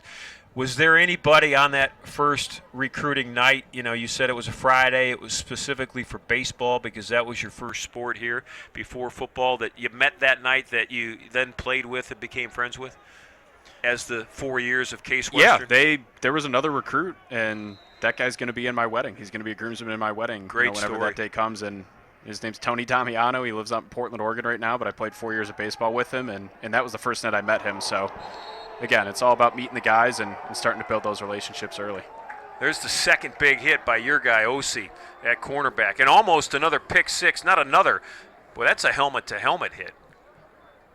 That is, if we're playing D1, that thing's under review right now. That one hurt. That one hurt, and it's not intentional. No, guys are moving very quickly. And there's a level elevation change. changes in a body. Exactly. Yeah, exactly. Technically, letter of the law, probably a penalty there that went uncalled, but not on purpose. No, not intentional. No. And at the end of the day, it's good to see both guys get up and keep playing. But Sakalo almost picked that one off. Sure, it's coming. I'm telling you, it's coming in the second half. Someone's going to grab one. That's Luke Hilliard. Needed 4. He got it. They're going to move the chains, and it's a first down for Bethany. Not many times have I said that tonight. It's a first down for Bethany.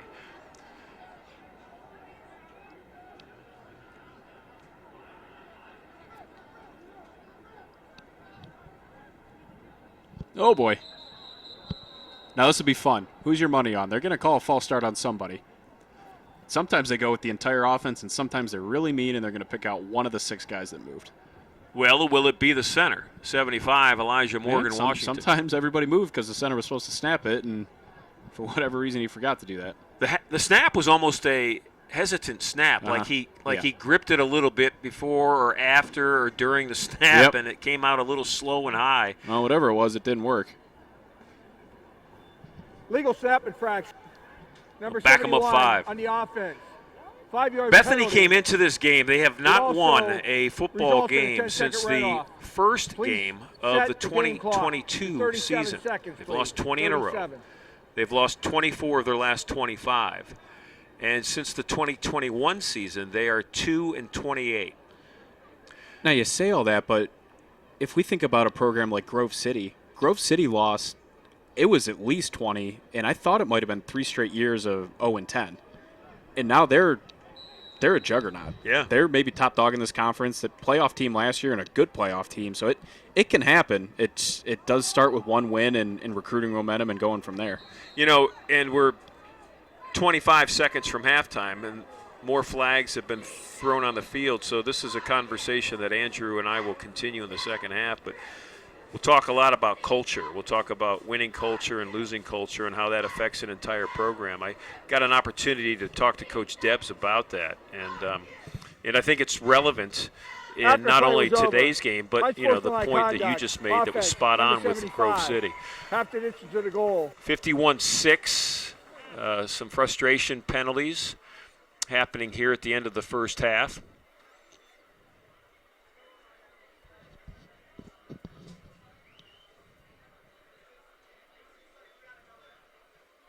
This next play will be the last play, unless it's a pass play that falls incomplete. What are you talking about when you go into the locker room up 51-6? Keep playing the game you love. It's a great chance to, again, get new guys out there, get them some experience. And if you're a freshman or a sophomore and you get to get out there and play in the home opener, that's awesome. You got a great crowd here. You got mom and dad watching. You got family watching online. And hey, just keep playing. You were given the opportunity. The team earned the opportunity for the younger guys, and now it's time to keep having fun. You got 2 more quarters to do exactly that. Well, that's it. Clock has hit 0 on the first 2 quarters here from DiSanto Field. It is a awesome display of football tonight from the home team, the Spartans. 51-6, Case Western Reserve at halftime. Take an extended break. Andrew and I'll be back with the second half. Stick around.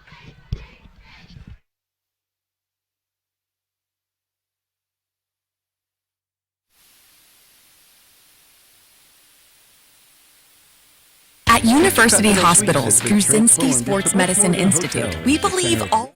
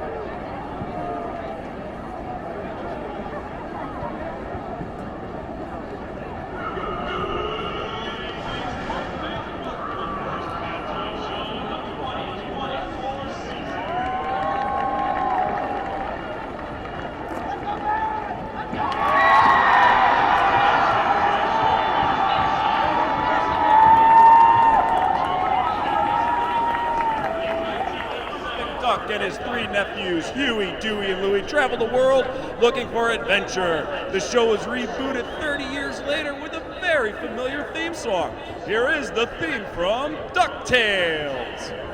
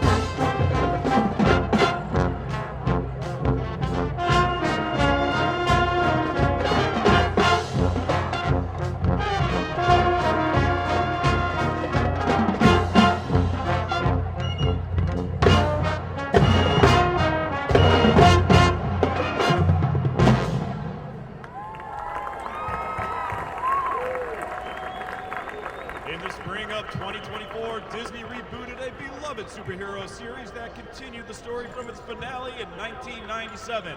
And while all the animations and characters got much needed updates, the producers kept the original theme song. Here is the theme from X-Men 97.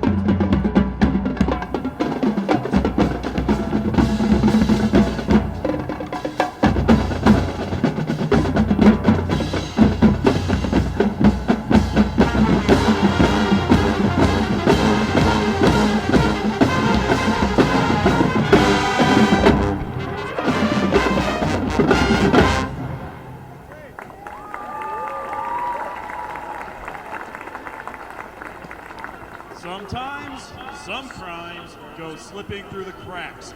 Good thing these two gumshoes are picking up the slack. Chippendale's Rescue Rangers premiered in 1989 and was turned into a fairly meta movie in 2022, featuring the voice talents of Andy Samberg, John Mulaney, and Seth Rogen, just to name a few. We close our reboot show with the original theme from Chippendale's Rescue Rangers.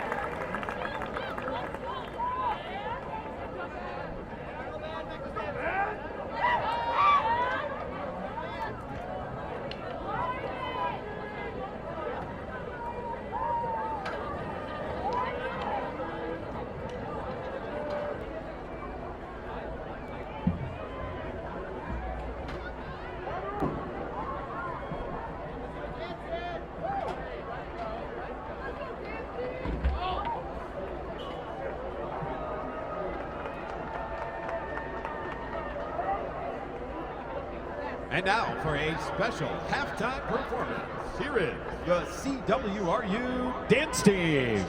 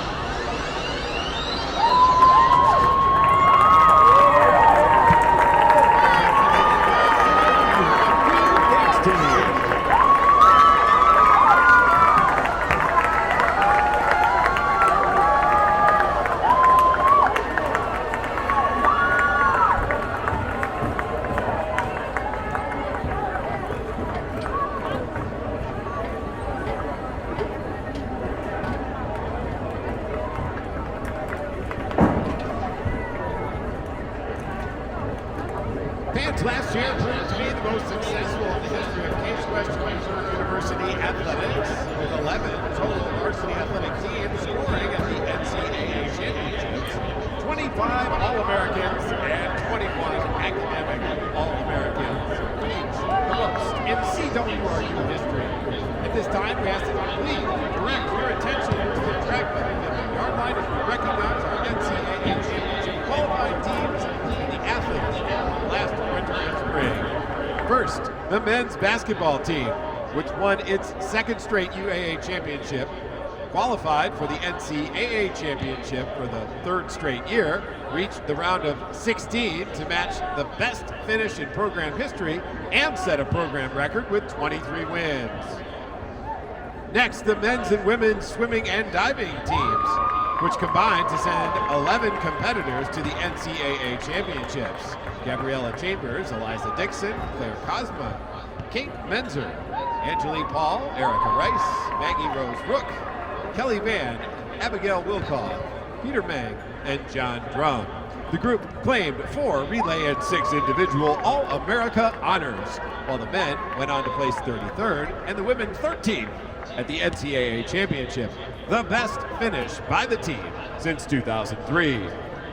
Next, the women's outdoor track and field team, which was represented at the NCAA championships by recent graduate Adrian Watchman and Lauren Rozushka.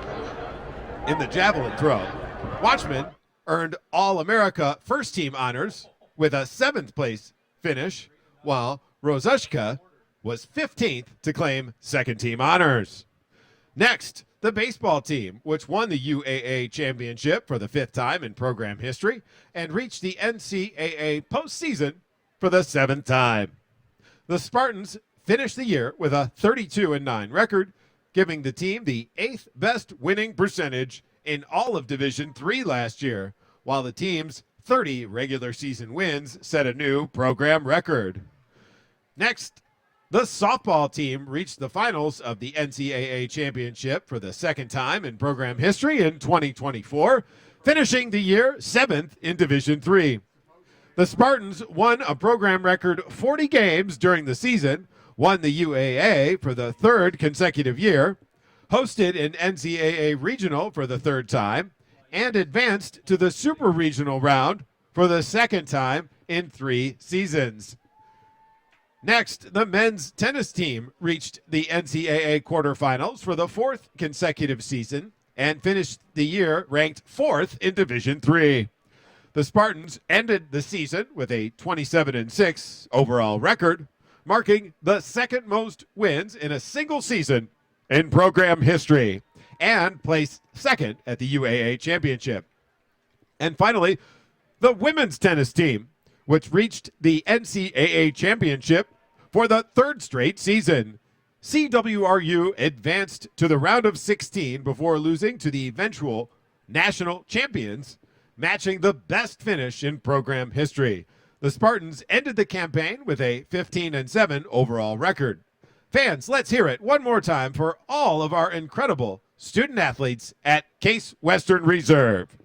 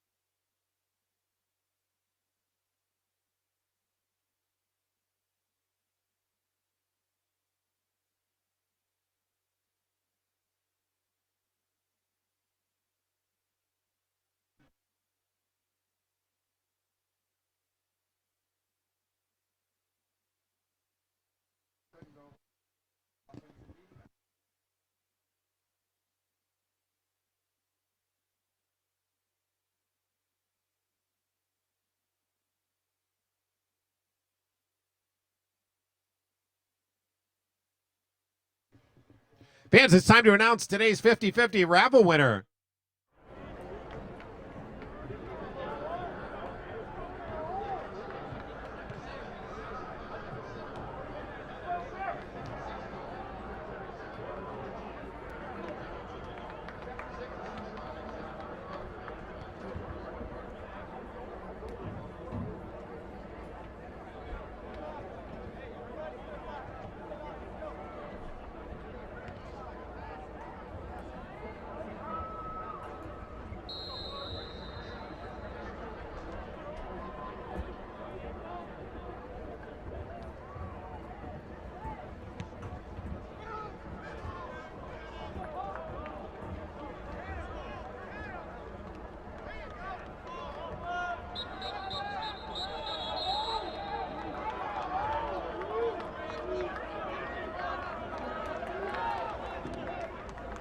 Second half just underway here at DiSanto Field. It is a half to remember. As a matter of fact, it's a program record half. Never in the history of Case Western Reserve football have they scored 51 points in a half. And TJ Shelton, the director of athletics, was here to see it, and he's sitting to my left right now in the press box, and we're going to talk to TJ not only about the great football program that he has here, but all the other athletic programs that really have really blossomed in the last couple of years. That's Christopher Lim with the handoff for Case Western on their first offensive possession. TJ, welcome to the booth. Oh, appreciate you having me. It's been a little while since you and I got to bump into each other. That is right. I saw you last week at the volleyball game, and we're going to scoot you in here, TJ. You're right up there, so you got to wave hi to all of your fans out there in TV land. Go Spartans. You got an opportunity on display here at halftime where all the teams that have had success introduced, and this is a little run from the side, and it's a big run for the Spartans up to the 43. Talk to me about the athletic program right now, the state of the athletic program, and why you're so proud of it. Yeah, I think, being here 2.5 years, great foundation with previous administration, so really just trying to kind of build on that and elevate it. We have some outstanding coaches. Our student athletes are buying into it, and, when you have a couple teams that have success, the other student athletes kind of want to, experience that as well. So, we're looking for, not just one or two teams that have a success, but also looking for, across-the-board program success. And I think, you look at our highest finish in the Directors Cup, 23rd this year, so we made the top 25, which is a goal when I got here. So, that's why we wanted to keep moving. Well, tell us about the Directors Cup, what that exactly means. And that's Christopher Lim with a hard-fought first down. Yeah, it's, NACTA and the association is sponsored by Learfield. You get points for teams advancing into the NCAA championship. So we had 11 teams score out of our 19. And, if you win a few games, and you get more points. So national championship's worth 100 points. And so obviously, we were able to really advance our program with the 11 teams advancing. DiTilio's going to keep it, and Sam with some nifty moves on the quarterback draw gets it up to the 40. He's going to pick up about 12 yards, and the sticks will move. Well, the softball program under Josie Henry got you some big-time points this year. They went all the way to the NCAA championships at East Baptist Texas University. Outstanding program led by Coach, and she's been there before, so knows what it takes to build a team that can fit and play at that high level. And it's just a tremendous experience for our program, and we look forward to competing at a high level again this year.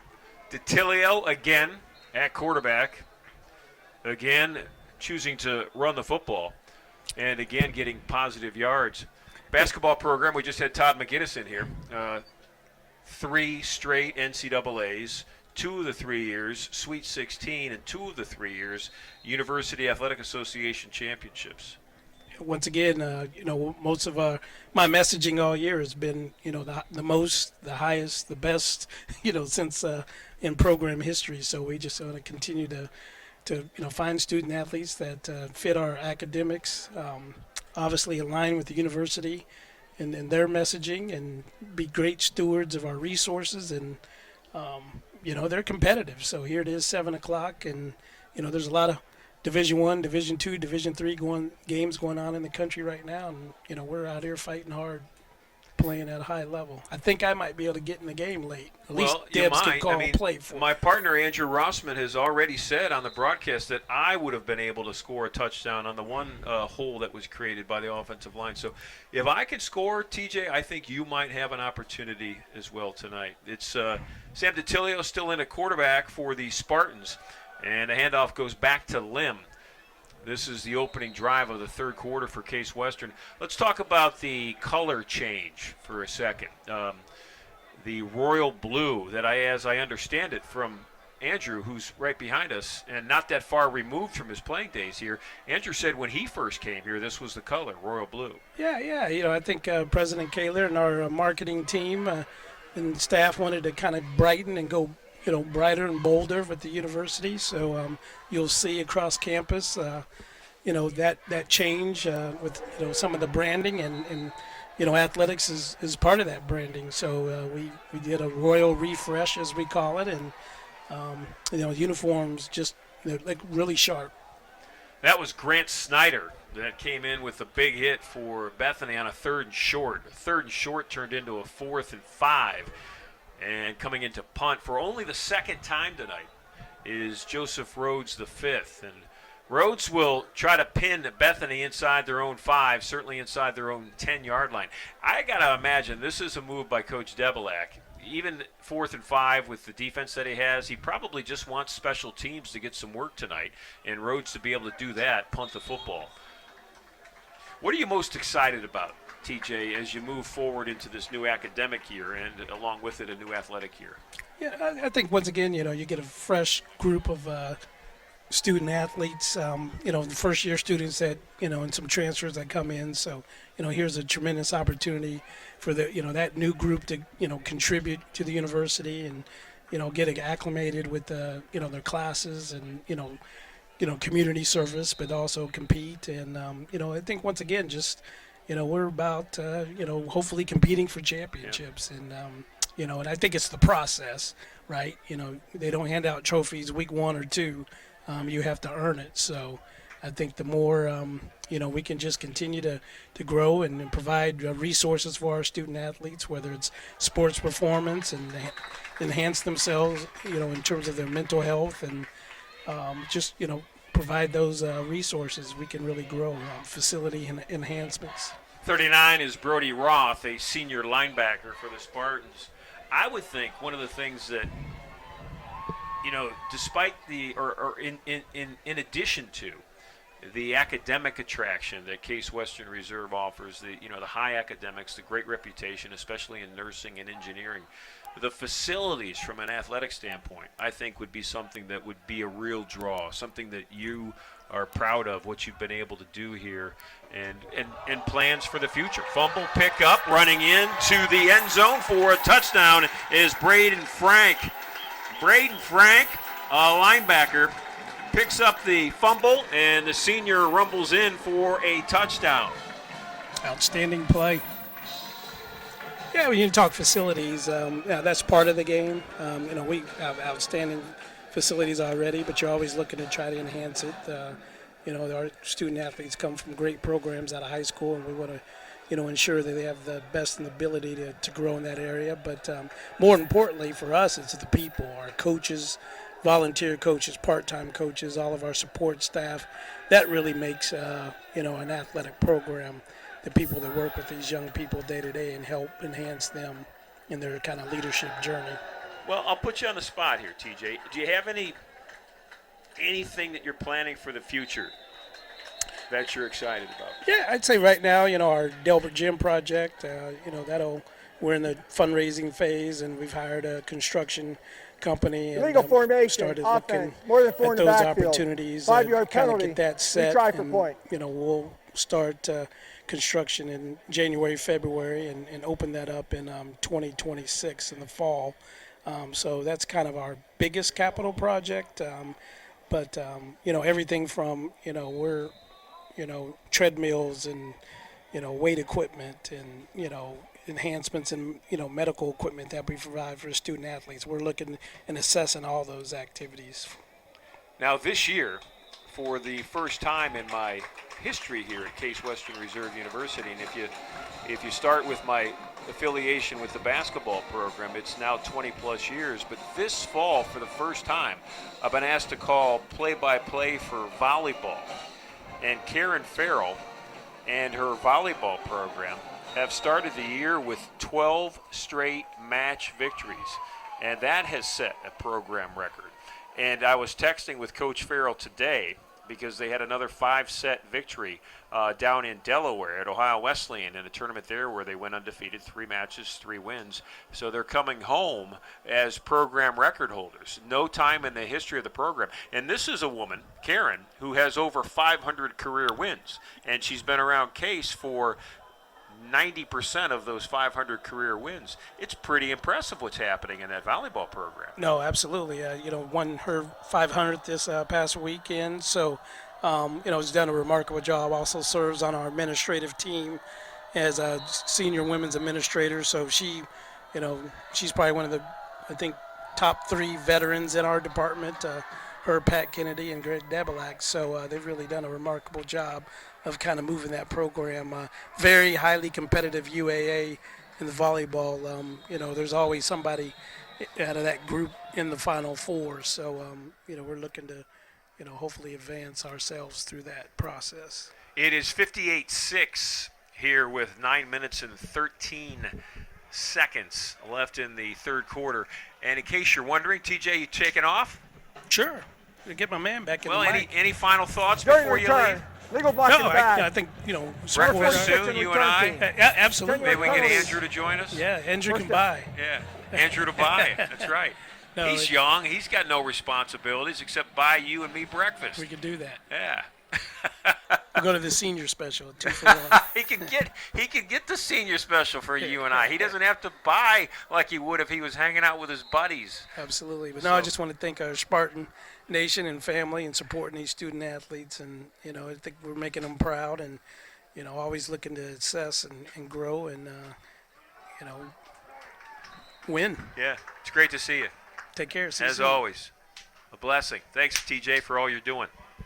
TJ Shelton, the Director of Athletics here at Case Western Reserve University. Thanks for joining us in the broadcast booth.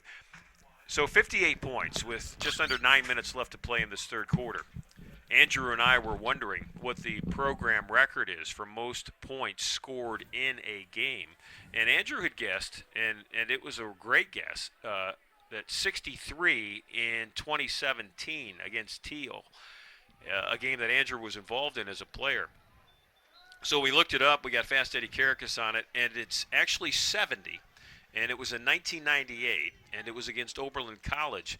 But the second most was the game that Andrew was referring to, 63. And we pointed out that the 51 at halftime sets a program record. The old record was 48, set 6 different times. 28 after a quarter, set 6 different times. And then 48 at halftime that the Spartans have broken with their 51. So that's the kind of night it is as another pass falls incomplete. When you're talking about all-time program records, you know that it's been a good night for the home team. Sure. Yeah, especially at a program like this. So 58 points, record 70. Focus of the coaching staff, certainly not just, breaking program records like that. It's going to be getting new guys in, getting young guys in, and seeing how well they can execute the offense and the defense. Because, again, it's a championship program. It's a championship standard. That needs to happen from the first string all the way through whoever you're going to bring in here the rest of the night. I believe it's T.J. Yoder set to return for the Spartans. He'll catch it fair near the 50-yard line. That is T.J. Yoder out there. So, speaking of players that are getting some time, Braden Frank, who picked up that fumble and returned it for a touchdown, backup linebacker. Yeah, and the cool thing about that is you see the play on the field, and just as cool is to see the reaction on the sideline. So you see guys coming in after doing a great job on the field. They don't necessarily get those reps all the time. They make a great play, and then they come back to the sideline, and the starters are going crazy. And they're timeout. Officials timeout. The starters are just as excited as anybody to see those guys get in and make plays and continue the fun tonight. So I'm excited. It's usually pretty fun. You usually see some freshmen get in there that don't necessarily know where they're going, but they know they're going to be going there fast, and it leads to some fun football. You know, DiTilio has gotten all the backup time tonight. Aaron Phillips, who's a quarterback that is the roster or 2D backup, is hurt tonight. He's not playing, and it's kind of a same situation as with Gage Dusler, their top tailback, somebody who's got a nagging injury, not going to play him tonight in this game, and obviously next week with the bye week. Spartans don't play again until the 28th of September, so trying to strategically use time to get some guys healed up. Hand off to the freshman that we're all excited about and trying to get all the way across the field and get upfield is Jake Kavcik. Kavcik from Kirtland, him and his twin brother on this team, number 15, number 30. He was a quarterback at Gilmore Academy, but he is so good at everything else, and the Spartans already have 3 really solid quarterbacks, and Andrew Lowe, Alex Fromberg, the starter, then Sam DiTilio, actually 4, you add Aaron Phillips to it, that they're going to just explore with Kavcik, and he's somebody that the coaching staff's really excited about. DiTilio's handoff goes to Stefan Lopez. And on a 2nd and 7, Lopez maybe gets a yard. Yeah, and from here, I think it'll be 90-95% run plays from the Spartans, which is good. You're going to get some experience where the defense knows a run is coming, and you still need to go out and execute.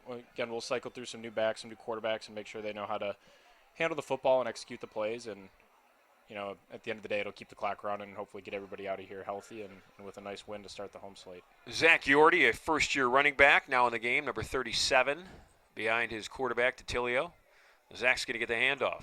On 3rd and long, Zach Yorty at the 40, Yorty at the 30, and Yorty with a stiff arm, run out of bounds at the 20-yard line.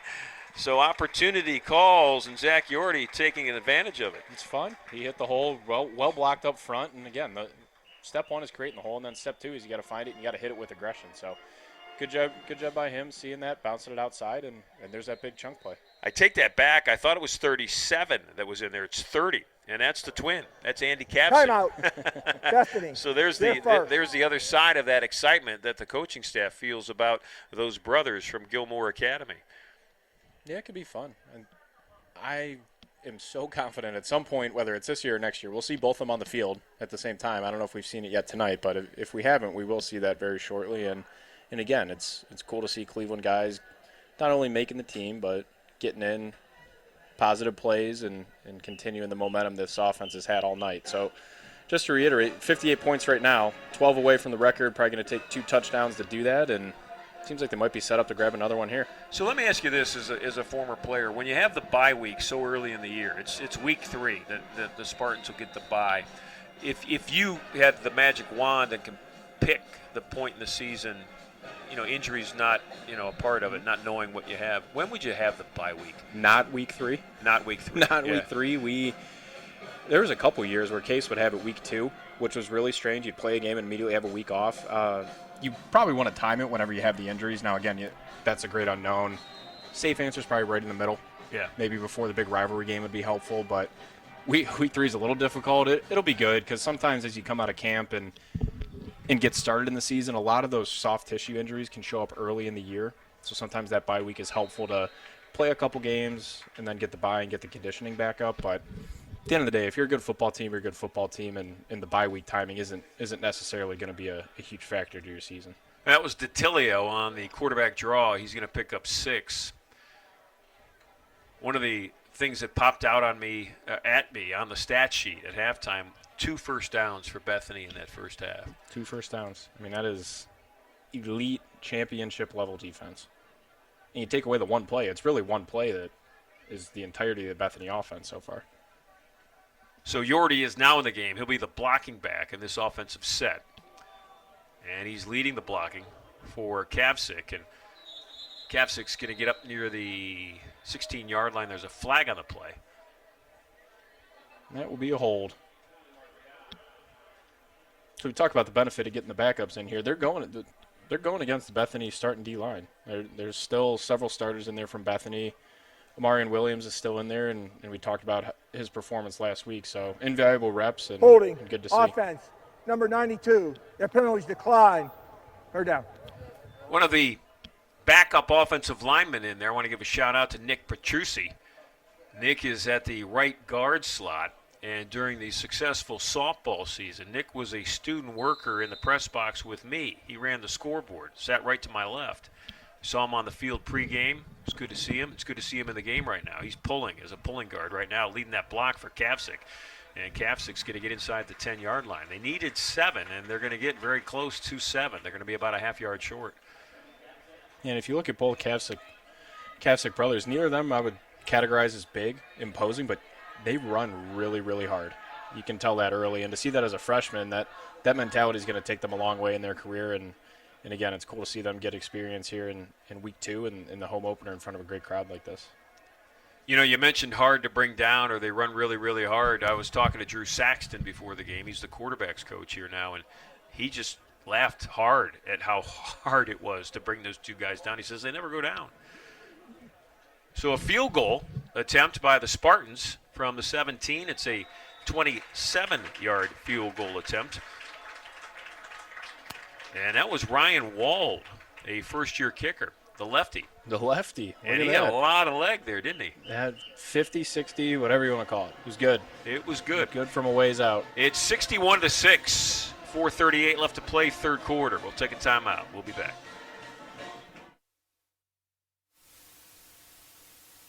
At University Hospitals Gruzinski Sports Medicine Institute, we believe all big games are created equal. So when Lulu came to us with a sports injury, she received the same level of care as Cleveland Browns star running back Nick Chubb. Sure, they may dominate different leagues, but our all-star team treats both the Pee-wees and the pros, because your comeback is our victory, and we want to develop the best care plan for you. And for you.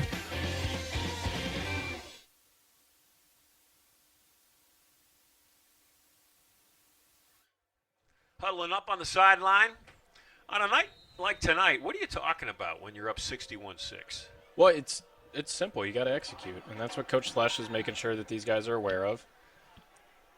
And, you know, coaches sometimes they'll use it as a test session for some of their play calls as well. But this is where you find out, do the guys care? Can they stay locked in? Because it is tough. You look at the scoreboard, 61-6. You're a backup even standing there all night. Now you got to go in and run the offense. And you can tell a lot about a kid's character and his mental focus by how he reacts and how he plays in this scenario. So I was standing on the field. This is about 5:30 this afternoon, an hour and a half, a good 90 minutes before the game, talking to Coach Debs. And I said to him, obviously you know that, Bethany hasn't won a game in 2 years. They're 0 in the last 20. And I asked him, I said, in anything in your life athletically, have you ever been a part of anything like that, the consistent losing? And, you could see in his eyes that he was thinking about his answer, and that's a high snap, and Brett Phillips is not going to pick it up, but his teammate is, and Bethany will keep the football at the 11. And Coach Debs said, not from the losing side, but he said, I've experienced it on the winning side, and he said, I can relate to how a certain atmosphere of whatever positive or negative can really push a program in one way or another. He said, for example, they won 38 games in a row at one point. And he said, we won close games, maybe some games that, we shouldn't have won during that stretch. He said, but what it did was it built this feeling within our team, the coaches, the players, that we'll find a way to win. And he said after that streak ended, he said we went 17-3 after the 38 wins in a row. He says, and I guarantee you, I know for a fact, he said there were games in those 17 wins that we weren't the better team. We shouldn't have won the game. He said, but because some of those players, a lot of those players and coaches were part of that 38 wins in a row, he said, we just found a way to win. He said, so, that culture of winning breeded more winning. And he said on the flip side, he says you can definitely see how something like that could happen with losing. When as soon as something goes wrong, mentally, he said guys will say, well, we're going to lose again tonight. Whereas on the flip side, as soon as something got tough for the winning program, guys said, we'll rally. We've done it before. And have you, in your experiences athletically, ever been a part of one side or another like that? And how has it affected mentally not only you, but the team around you?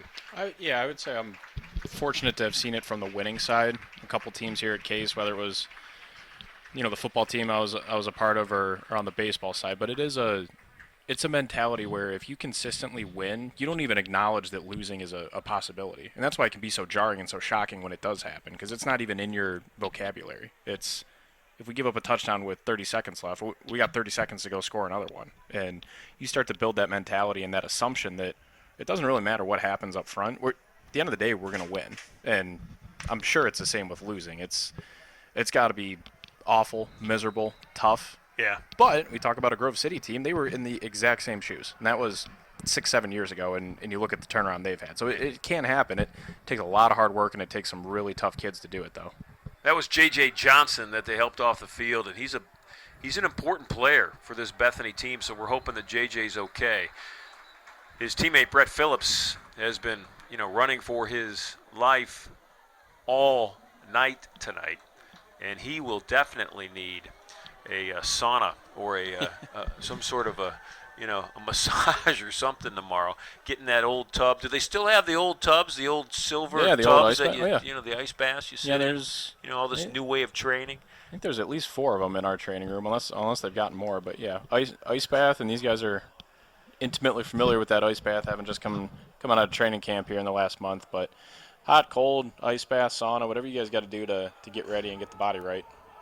I think that one touched the Bethany. I think that actually touched Bethany's player back at the 40-yard line. Yep. I'm not sure that anybody else saw it. I think the official down here might have picked it up. We'll see. So if it did, the ball's down near the 40-yard line. Correct. Yeah. Yep, I think that's what they're going to do. They're going to bring it back up here to the Bethany 42, 43-yard line.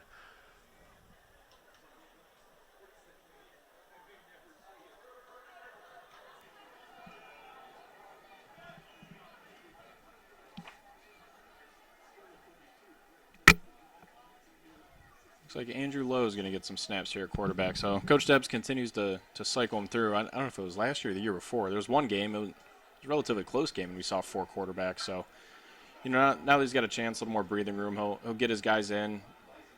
Nothing can replace game speed, game reps, and this is quarterback number 3 or 4 we've seen on the night so far. Yeah, Lowe from Chesterfield, Michigan. He's a sophomore, just like Titilio.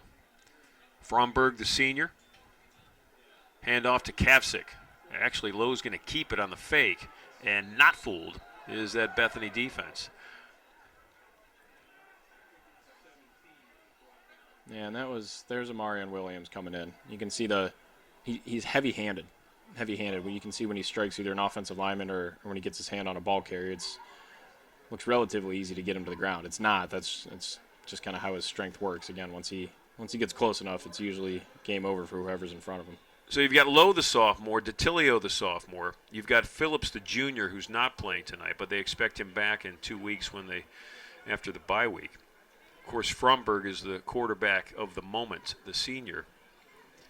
And it's one of the reasons with that depth at quarterback is they hand it off to Kavsik that the older Kavsik, or I actually don't know that, if he's older by minutes as twins. We do need to find that out. Yeah, we do need to find that out. Jake Kavsik, it's one of the reasons that they've moved Jake to like a slot.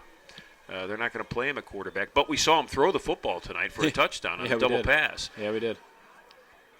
It's a good problem. It's a good problem to have too many athletes, too many good, quality players in the quarterback room. And the good news is, the easy thing is, no matter what happens in the game, no matter who the opponent is, you have Alex Fromberg kind of leading the charge on the offensive side for him. And that's veteran leadership. That's knowing the playbook and being able to command the football like we saw tonight. And he hasn't played in, a single snap in the second half. 3rd and long, Kavsik's going to take it. Andy's going to break a tackle. Andy inside the 30, still running, and he's brought down near the 20-yard line. It was a solid run on a 3rd and 9. Not much there on that left side of the line. He just busted it out. No, you can see he put his foot in the ground. Once he gets around the corner, it seemed like he had a second gear there. So it's exciting. It's cool to see these freshmen getting in there, and they only get bigger, stronger, and faster. So what we see now is great.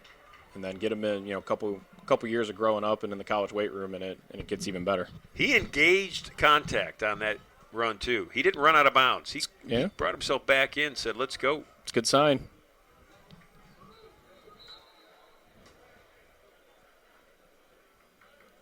Nico Lancashire with the run. 15 seconds left in this quarter. The clock's going to wind down. We're going to head to the final 15 minutes. All right, Ron, you got a bet right now. You think they get to 70? No. I would agree. I say no. We'll find out. We'll be back. Fourth quarter's next.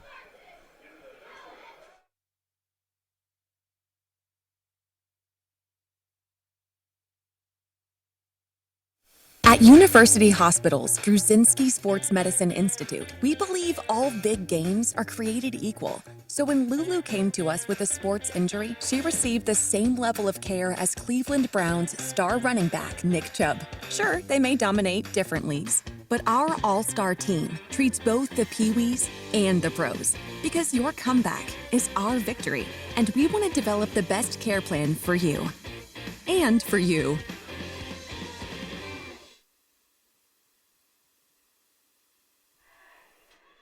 So preseason-wise in the pack, this Spartan team was picked to finish fourth.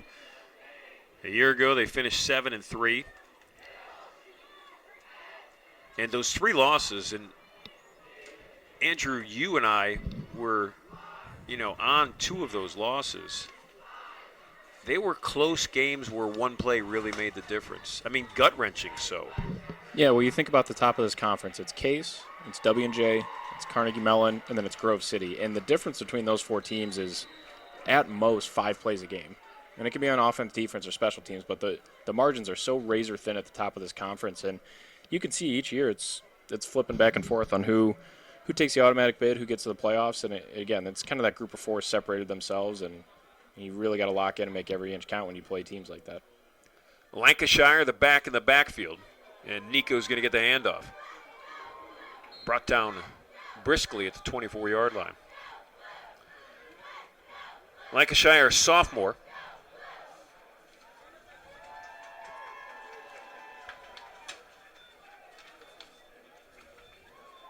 He'll come out, and replacing him will be Kafsick, the first year.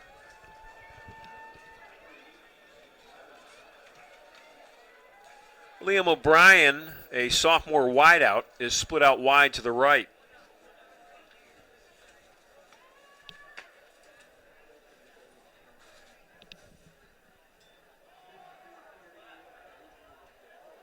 And right now that Bethany defensive front, which is still the starting front, that's Grant Snyder, a starter with that tackle, is just blowing through this Spartan second unit offensive line. Yeah, they got a couple starters out there still, and if you're Bethany, we talk about, it takes so much effort, it takes so much focus and so many guys to get a program turned around. It's stuff like this. The game, for all intents and purposes, is decided tonight. You got to go out and figure out, hey, do we want this to be the future of the program going forward, next week, next season? And it starts with how you react to situations like this, and can you go out and honestly make 4 or 5 plays and just get the momentum a little bit in your direction. Walled from 46 yards. Does it have enough? I think it had enough. It hit the right. It hit the right side of the field goal. The upright. Kid's got a strong leg for a sophomore. Let's see, what is he? Nico Wald.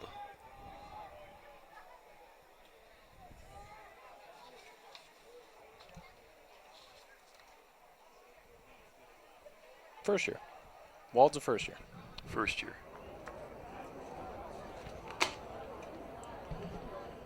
All right, just recapping the stats we just got handed as we get into the fourth and final quarter of the night. Passing yards, Spartans at 312 and haven't thrown it really in a full quarter, and then 170 on the ground. Total yardage, you got Bethany at 83 compared to Case at 482. DiTilio with the flip, or actually not DiTilio.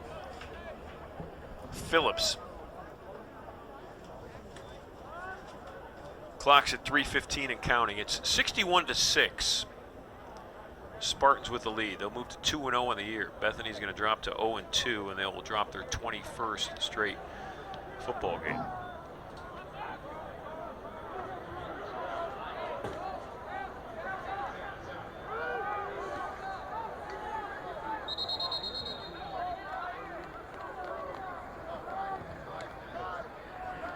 A lot of players coming in right now defensively for the Spartans. Greg Hansen Jr. is in. Looks like Joshua Paul at corner at the bottom of the screen. Michael Geveldan. Joshua Pale, excuse me.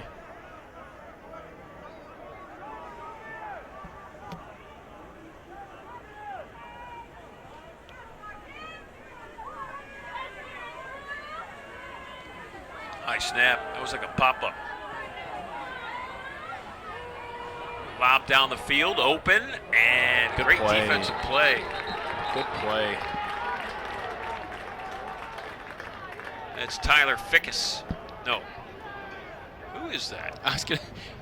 Because number one. That was and a they- number one. And It's they're going not- to list him as a quarterback. Is he Yeah. another quarterback who's now playing DB, DB? and making great plays like that? We know it's not Sean Michael James, fullback. He can run a little bit. I don't know. That was a great recovery by, could be Tyler Fickus.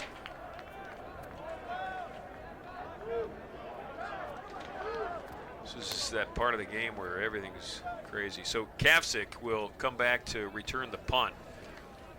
If he catches this, Ron, watch out.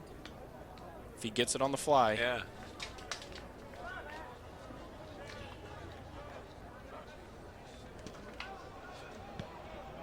He's going to get it on the fly. Got to make a couple of guys miss. Got a couple of good blocks. And then he made somebody miss. Look at him go. I'm telling you. I'm telling you. You know, that's exactly the way Drew Saxton described how that young man runs. It jitters. It's sudden. Stumbling. What'd Chris Berman say? Rumbling, bumbling, stumbling? Rumbling, bumbling, yeah. stumbling. Yeah, that's exactly what that was. That was a little mix of Berman and Keith Jackson there. He'll get one. He'll get one of those eventually. Ball's down at the 44.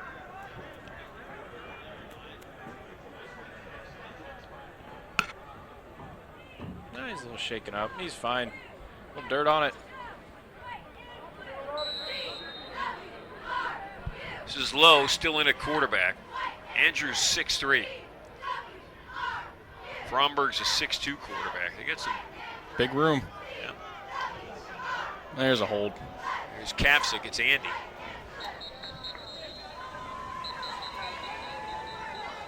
This one's coming back.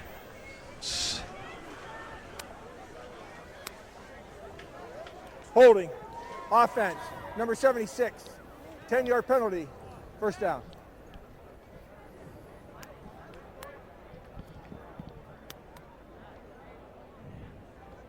Now checking in for the Spartans, one of their wideouts, Jaden Jones. Jones, a junior.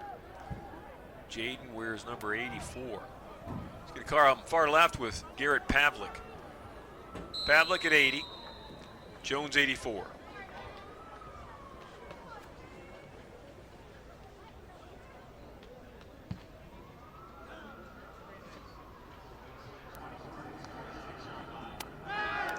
Low quick throw, complete at the 50, and it's still active.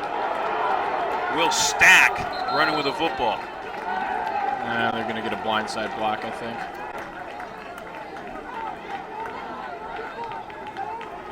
Stack wearing number 2, first-year wideout for Coach Debelak's Spartan offense. He had a little shimmy, too. He showed good quickness there. Tough to bring down.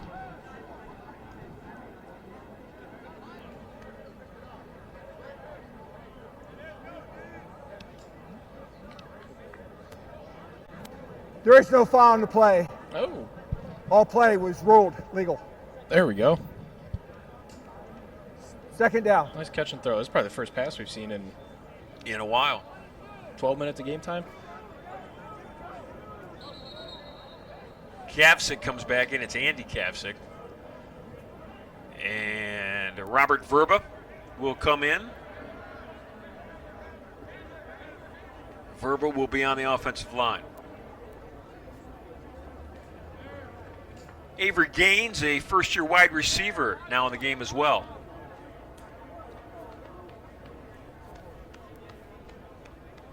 All about executing. Get the play in, get lined up correctly, no procedural penalties at this point in the game, and continue to move the ball down the field. Clock approaching the 11-minute mark. 61-6, Spartans with the commanding lead.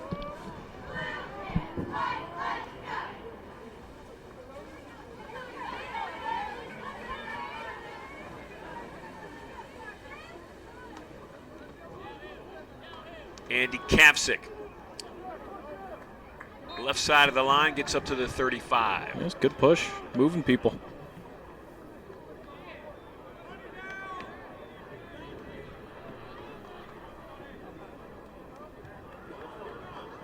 Yeah, this would be a good play. You got pretty much the entire offense out there as far as we can tell is backups. 3rd and 1. Got some starters from Bethany still out there.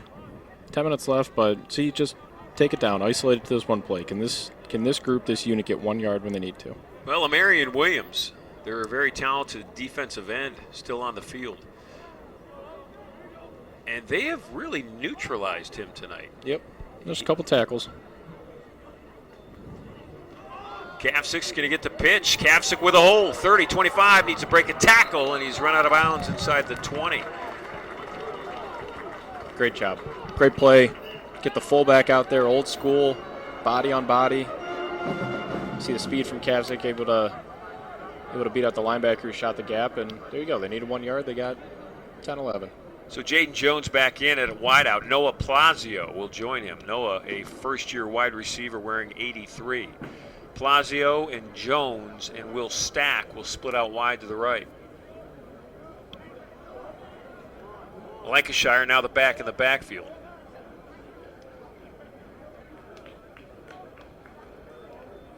Nico gets the handoff.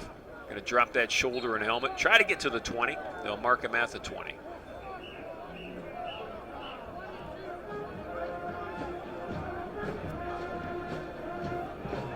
And I mentioned it earlier, and the good thing still to see. You look over the sideline, guys are locked in. They're watching. They're rooting for their teammates. Yeah. It's a good culture sign. And if you look over at Bethany, it's something that they got to be mindful of as well. Even though they're down, there's still guys in there getting reps. You still got to try and learn. And I'm not saying it's exactly the reason why the scoreboard looks that way, but two little different vibes, little different sideline setups that we have right now, given where the score is and where these two programs are at. Timeout. Bethany, they're first. Timeout. Bethany will take 1-2. 8:51 left. Spartans up 61-6.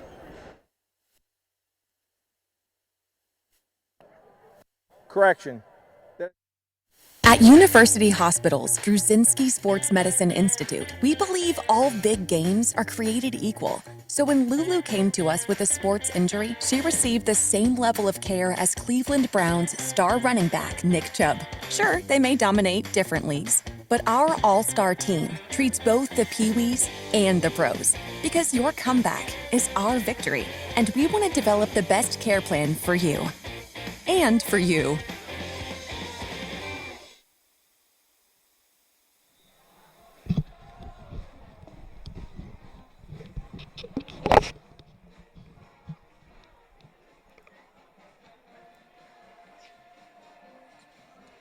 A Saturday night on the campus of Case Western Reserve.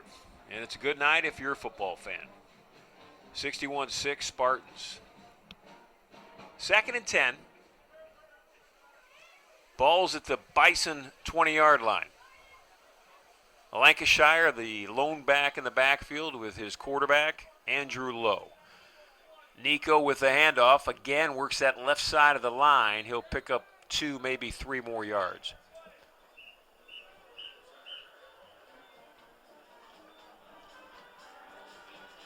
Did you ever do, I know you typically have one high school game a year, did you ever do any Gilmore Academy games with the Twins over there? Never. No, I have not called a Lancer football game. You know, I go to Gilmore a lot. My children were all cross-country runners, and Gilmore has an invitational every fall, and it's just a beautiful place to run campus-wise in the fall. It's one of my favorite trips, actually, as a cross-country dad. I loved going to Gilmore to watch my kids run. This is Kapsick, and Andy almost broke it for a touchdown. Now, what we got to watch here, we got to see who's going to get the first touchdown. We know his brother threw one, but his brother wasn't necessarily the one to catch it and get it in the end zone. So, just a little bragging rights, a little fun in the household there. Well, let's check the stat sheet. Did a Kapsick score a week ago?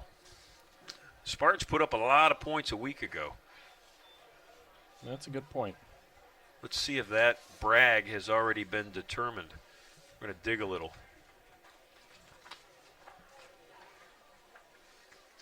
There is a bison down on the field right now. Bethany trying to rebuild that program. And that takes time. Brandon Robinson in his third year as the leader of that football program. Does not look like we have a touchdown from the household yet. All right. Got bragging rights. So we've got something to talk about here. I never worry about that, Ron. We got content. Jake Kapsick has thrown a touchdown pass tonight. And his twin brother, Andy. Let's see if he's still in the game. He is not. So the two backs coming in right now for the Spartans are Lancashire, Nico, number 33, and then Zach Yorty. So Yorty's lined up offset behind the left guard. Lancashire's in the backfield behind his quarterback. Quarterback now is Lucas Holabar. Holabar wears 14. Hand off to Lancashire, and Nico goes straight up the middle. He runs hard, too. That's another good sign. Whoever they've put in there, whoever's touched the ball, whether it's tight end, H-back, receiver, running back, all night. Play one through what we're seeing right now. The kids are running really, really hard. It usually takes more than one Bison player to take them down, and it's another good sign of the locker room culture and the effort these guys are putting in.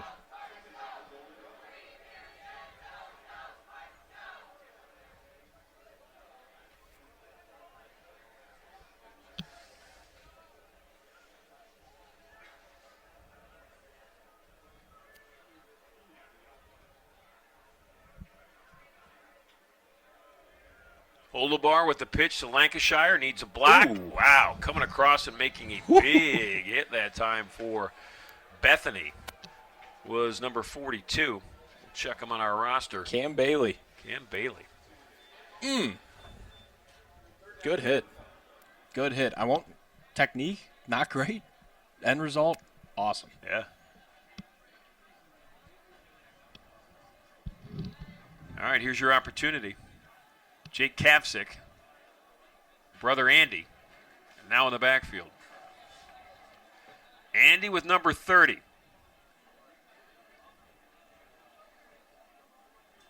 He'll get the football. And he's in a whole lot of trouble. That was 3rd and 10 from the 10. Andy got maybe a yard. Man, they're going to add on a hold here. We'll see if Bethany accepts or declines that. Holding, offense, number 54. Penalty decline, 4th down. 4th down, kicking it.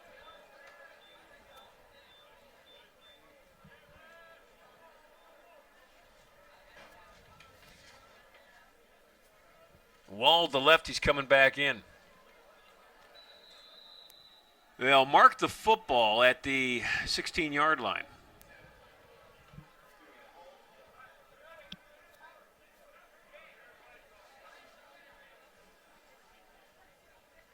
Oh, and a false start. Good thing, too, because that was going to be chaos. Full start, offense, 62, 5-yard penalty, 4th down. Well, if Ryan Wald wants to work on his length, he's got the opportunity. There's nothing more chaotic than a botched snap on a field goal or a place kick. Wald was he had the length on that 47-yarder earlier.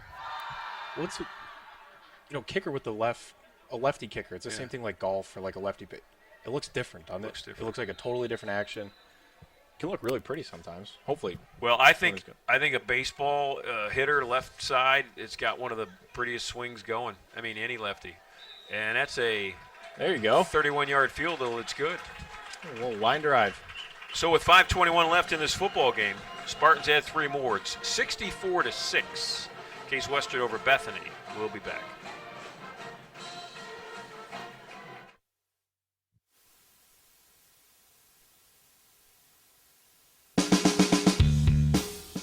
To be able to say you learned poetry from Ohio's poet laureate. There's a lot of opportunities to do research as an undergraduate student. I've actually had a chance to file for a provisional patent on my research. We built a pediatric pulse oximeter for use in developing nations. We built a hypodermic needle incinerator. Thanks to ThinkBox, I'm developing my concept for a fuel injector that makes jet engines safer and more efficient. It helped me earn a trip to meet President Obama and pitch my company to investors from the TV show Shark Tank. All I heard was, you have been admitted to Harvard Law School. You know, you come out on the other side and just realize, like, wow, like, this is what I can do. This is how far you can go. And it feels really good.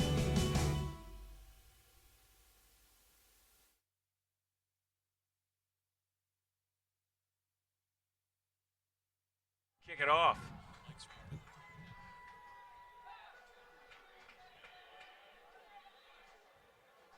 Ooh, that's a good move. Bison with a nice return up near the 35-yard line.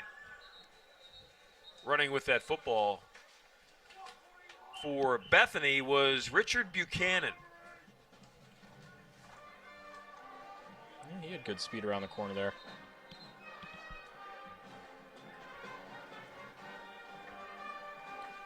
And I'll be interested to see what the end-of-game stats here look like for the Bethany offense, because it really was one play, one long pass play. It took 2 broken tackles, and then they were off to the races. But other than that, the Spartans' defense, the starters, the backups are probably on 3rd and 4th string right now. Have done a great job of neutralizing a quarterback that we think is pretty talented and is going to have a good future. Just wasn't in the cards tonight. You know, so after tonight, the Spartans will be off a week. They will not play next Saturday on the 21st. They will not play again until on the road at Geneva in an afternoon game on the 28th. Then they're on the road against Allegheny as October comes into play. Next time, Andrew and I will join you for a broadcast here at home from DiSanto Field. Will be on October 12th. That's an evening game as well, 7 o'clock against St. Vincent. We'll have back-to-back home games. St. Vincent on the 12th, Teal on the 19th, another evening game, a 6 o'clock game. And then the big 3 at the end of the season. Washington and Jefferson at home on November 2nd. Grove City away, the defending conference champion, on November 9th. And then Carnegie Mellon at home on November 16th to wrap up the season. And you and I, Andrew, had talked, and we had talked to Coach Debs about it. You know, that schedule is so back-end stacked that if you can win 1, 2, 3, 4, 5, 6, 7 games going into that final 3 and you can be healthy, if you can be 7-0, I know this is like a pipe dream, right? Or, you know, it's like asking for the best scenario and lots of things can happen in the next, month and a half. But if you go 7-0 and you're healthy into those last 3, those 3 very good opponents, you've got an opportunity, though. An opportunity to win a conference championship. Yeah, not only a conference championship, but an automatic bid to the playoffs. And we sit here and look. It hasn't been since 2019. 2019 is the last playoff appearance for the Spartans, which is, for a program that wins as much as this team does, that's ancient. That's a century. So looking forward to them, continuing the momentum after this. 2-0 to start the season. Great start. Seems like they've come out of it relatively healthy, which is always good to see. They'll get the bye week and only get healthier from there, and then back to it. And again, it'll be a little tough not to look ahead to that back end of the schedule, but they seem like they're well on the path to another successful season. 2 players that didn't play tonight, but the Spartans felt good about them being available when They're back on the field on September 28th. One was Gage Dusler, their starting tailback, and the other was Aaron Phillips, their first backup at quarterback. That's Owensby, who's going to get the handoff again. He's not even going to get to the 30. That snap in the second half has been a challenge almost every time. Like you said, it's a little pop-up. Yeah. And that airtime doesn't help your quarterback. No, not when it's a timing play like a read option. So it's probably to-do number one is getting the snap sequence down and being a little crisper next week for Bethany. 3rd and 7 for the Bison. They're at the Bethany 29-yard line. This is Phillips. Floater over the middle. It's picked off. Spartans with a pick. And inside the 30 on the return is Noah Barnes. Great play. Yeah, we've seen 2 backups on defense make real nice plays. The first was they had a touchdown returned on a fumble. And it was Braden Frank that did it. That was a nice play. Nice job by Barnes, reading the quarterback's eyes, stepping right into it. And we have him listed as a wide receiver / DB, and you can see a little bit of the ball skills there and run after the catch. 2:44 left in this football game.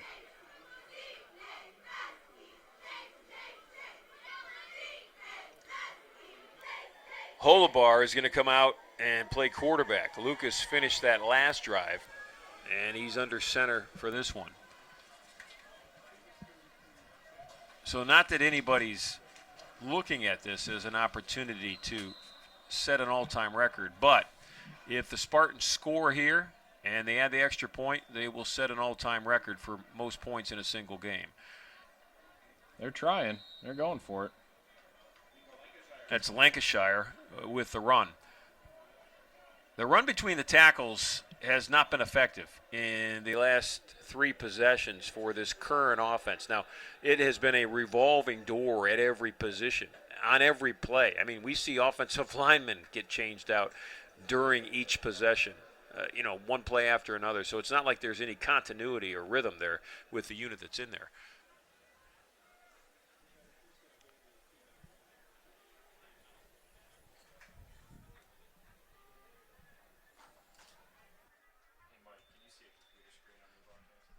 Clock's at 2 minutes. That will be a timeout, and we will take one too. 64-6, the home team will be back.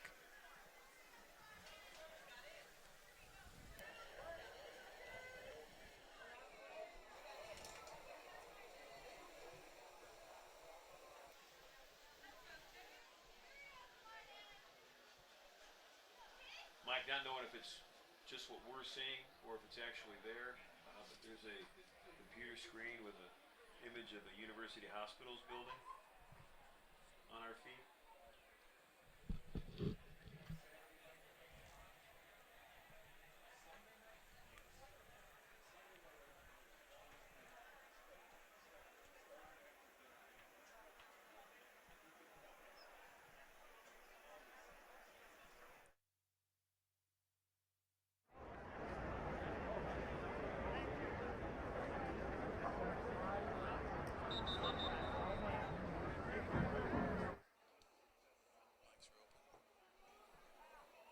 Holobar and his offense back on the field for Case Western Reserve.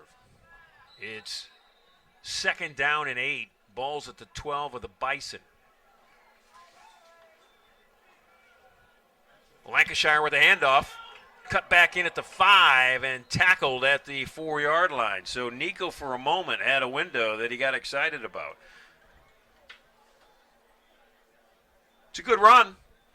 We'll see. We'll see if they go for it. I don't think they don't have quite enough time just to kneel it out. They might run one more play here and give the guys a chance to get to 70. This will take it down to a minute 10-ish.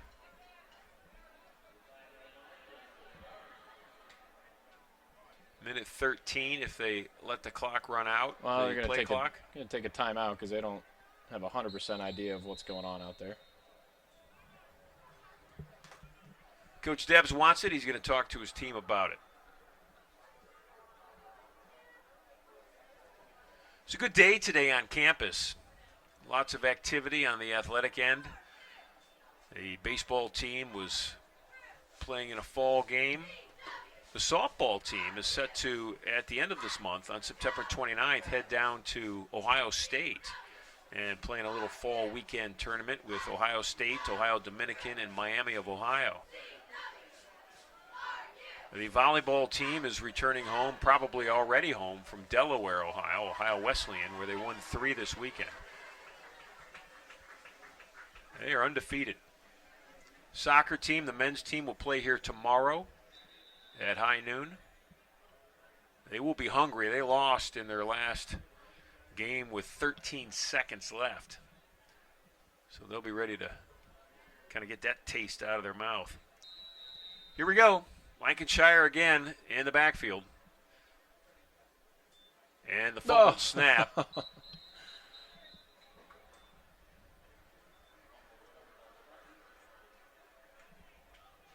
The connection between center and quarterback did not happen. He gave him a chance. He gave him a chance to get to 70. So the clock can go down to 31 seconds here before the Spartans have to run a play.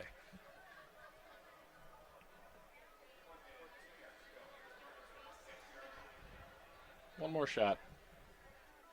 Yordi is your blocking back.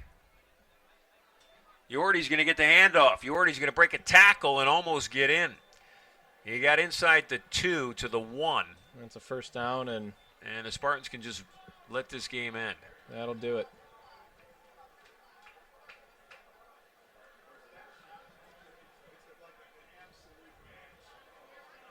Coach Debelak's waving the guys over. Says, come on off the field, men. Let's meet at the 50 and shake hands with the Bison. So the Spartans are going to end this game with a 64-6 win over Bethany. 2 weeks of the fall season in the books, 2 wins for Case Western Reserve University. And they've scored an awful lot of points.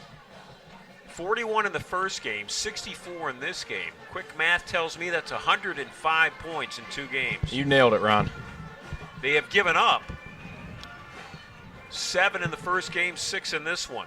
And the touchdown today was an 80-something yard pass with a couple of broken tackles and a run up the sideline. So just a big play. Not much to say that we haven't already said, Andrew. Nope, good win. 2-0, on to the next one. Get healthy on the bye week. Everyone stay out of trouble, and we'll keep this thing moving. And we'll see you on, let's see, October 12th. It's going to be a while. St. Vincent, the next time Andrew and I will join you. 7 o'clock home game here from DiSanto Field. Thanks for watching, everybody. Final tonight, Case Western 64, Bethany 6.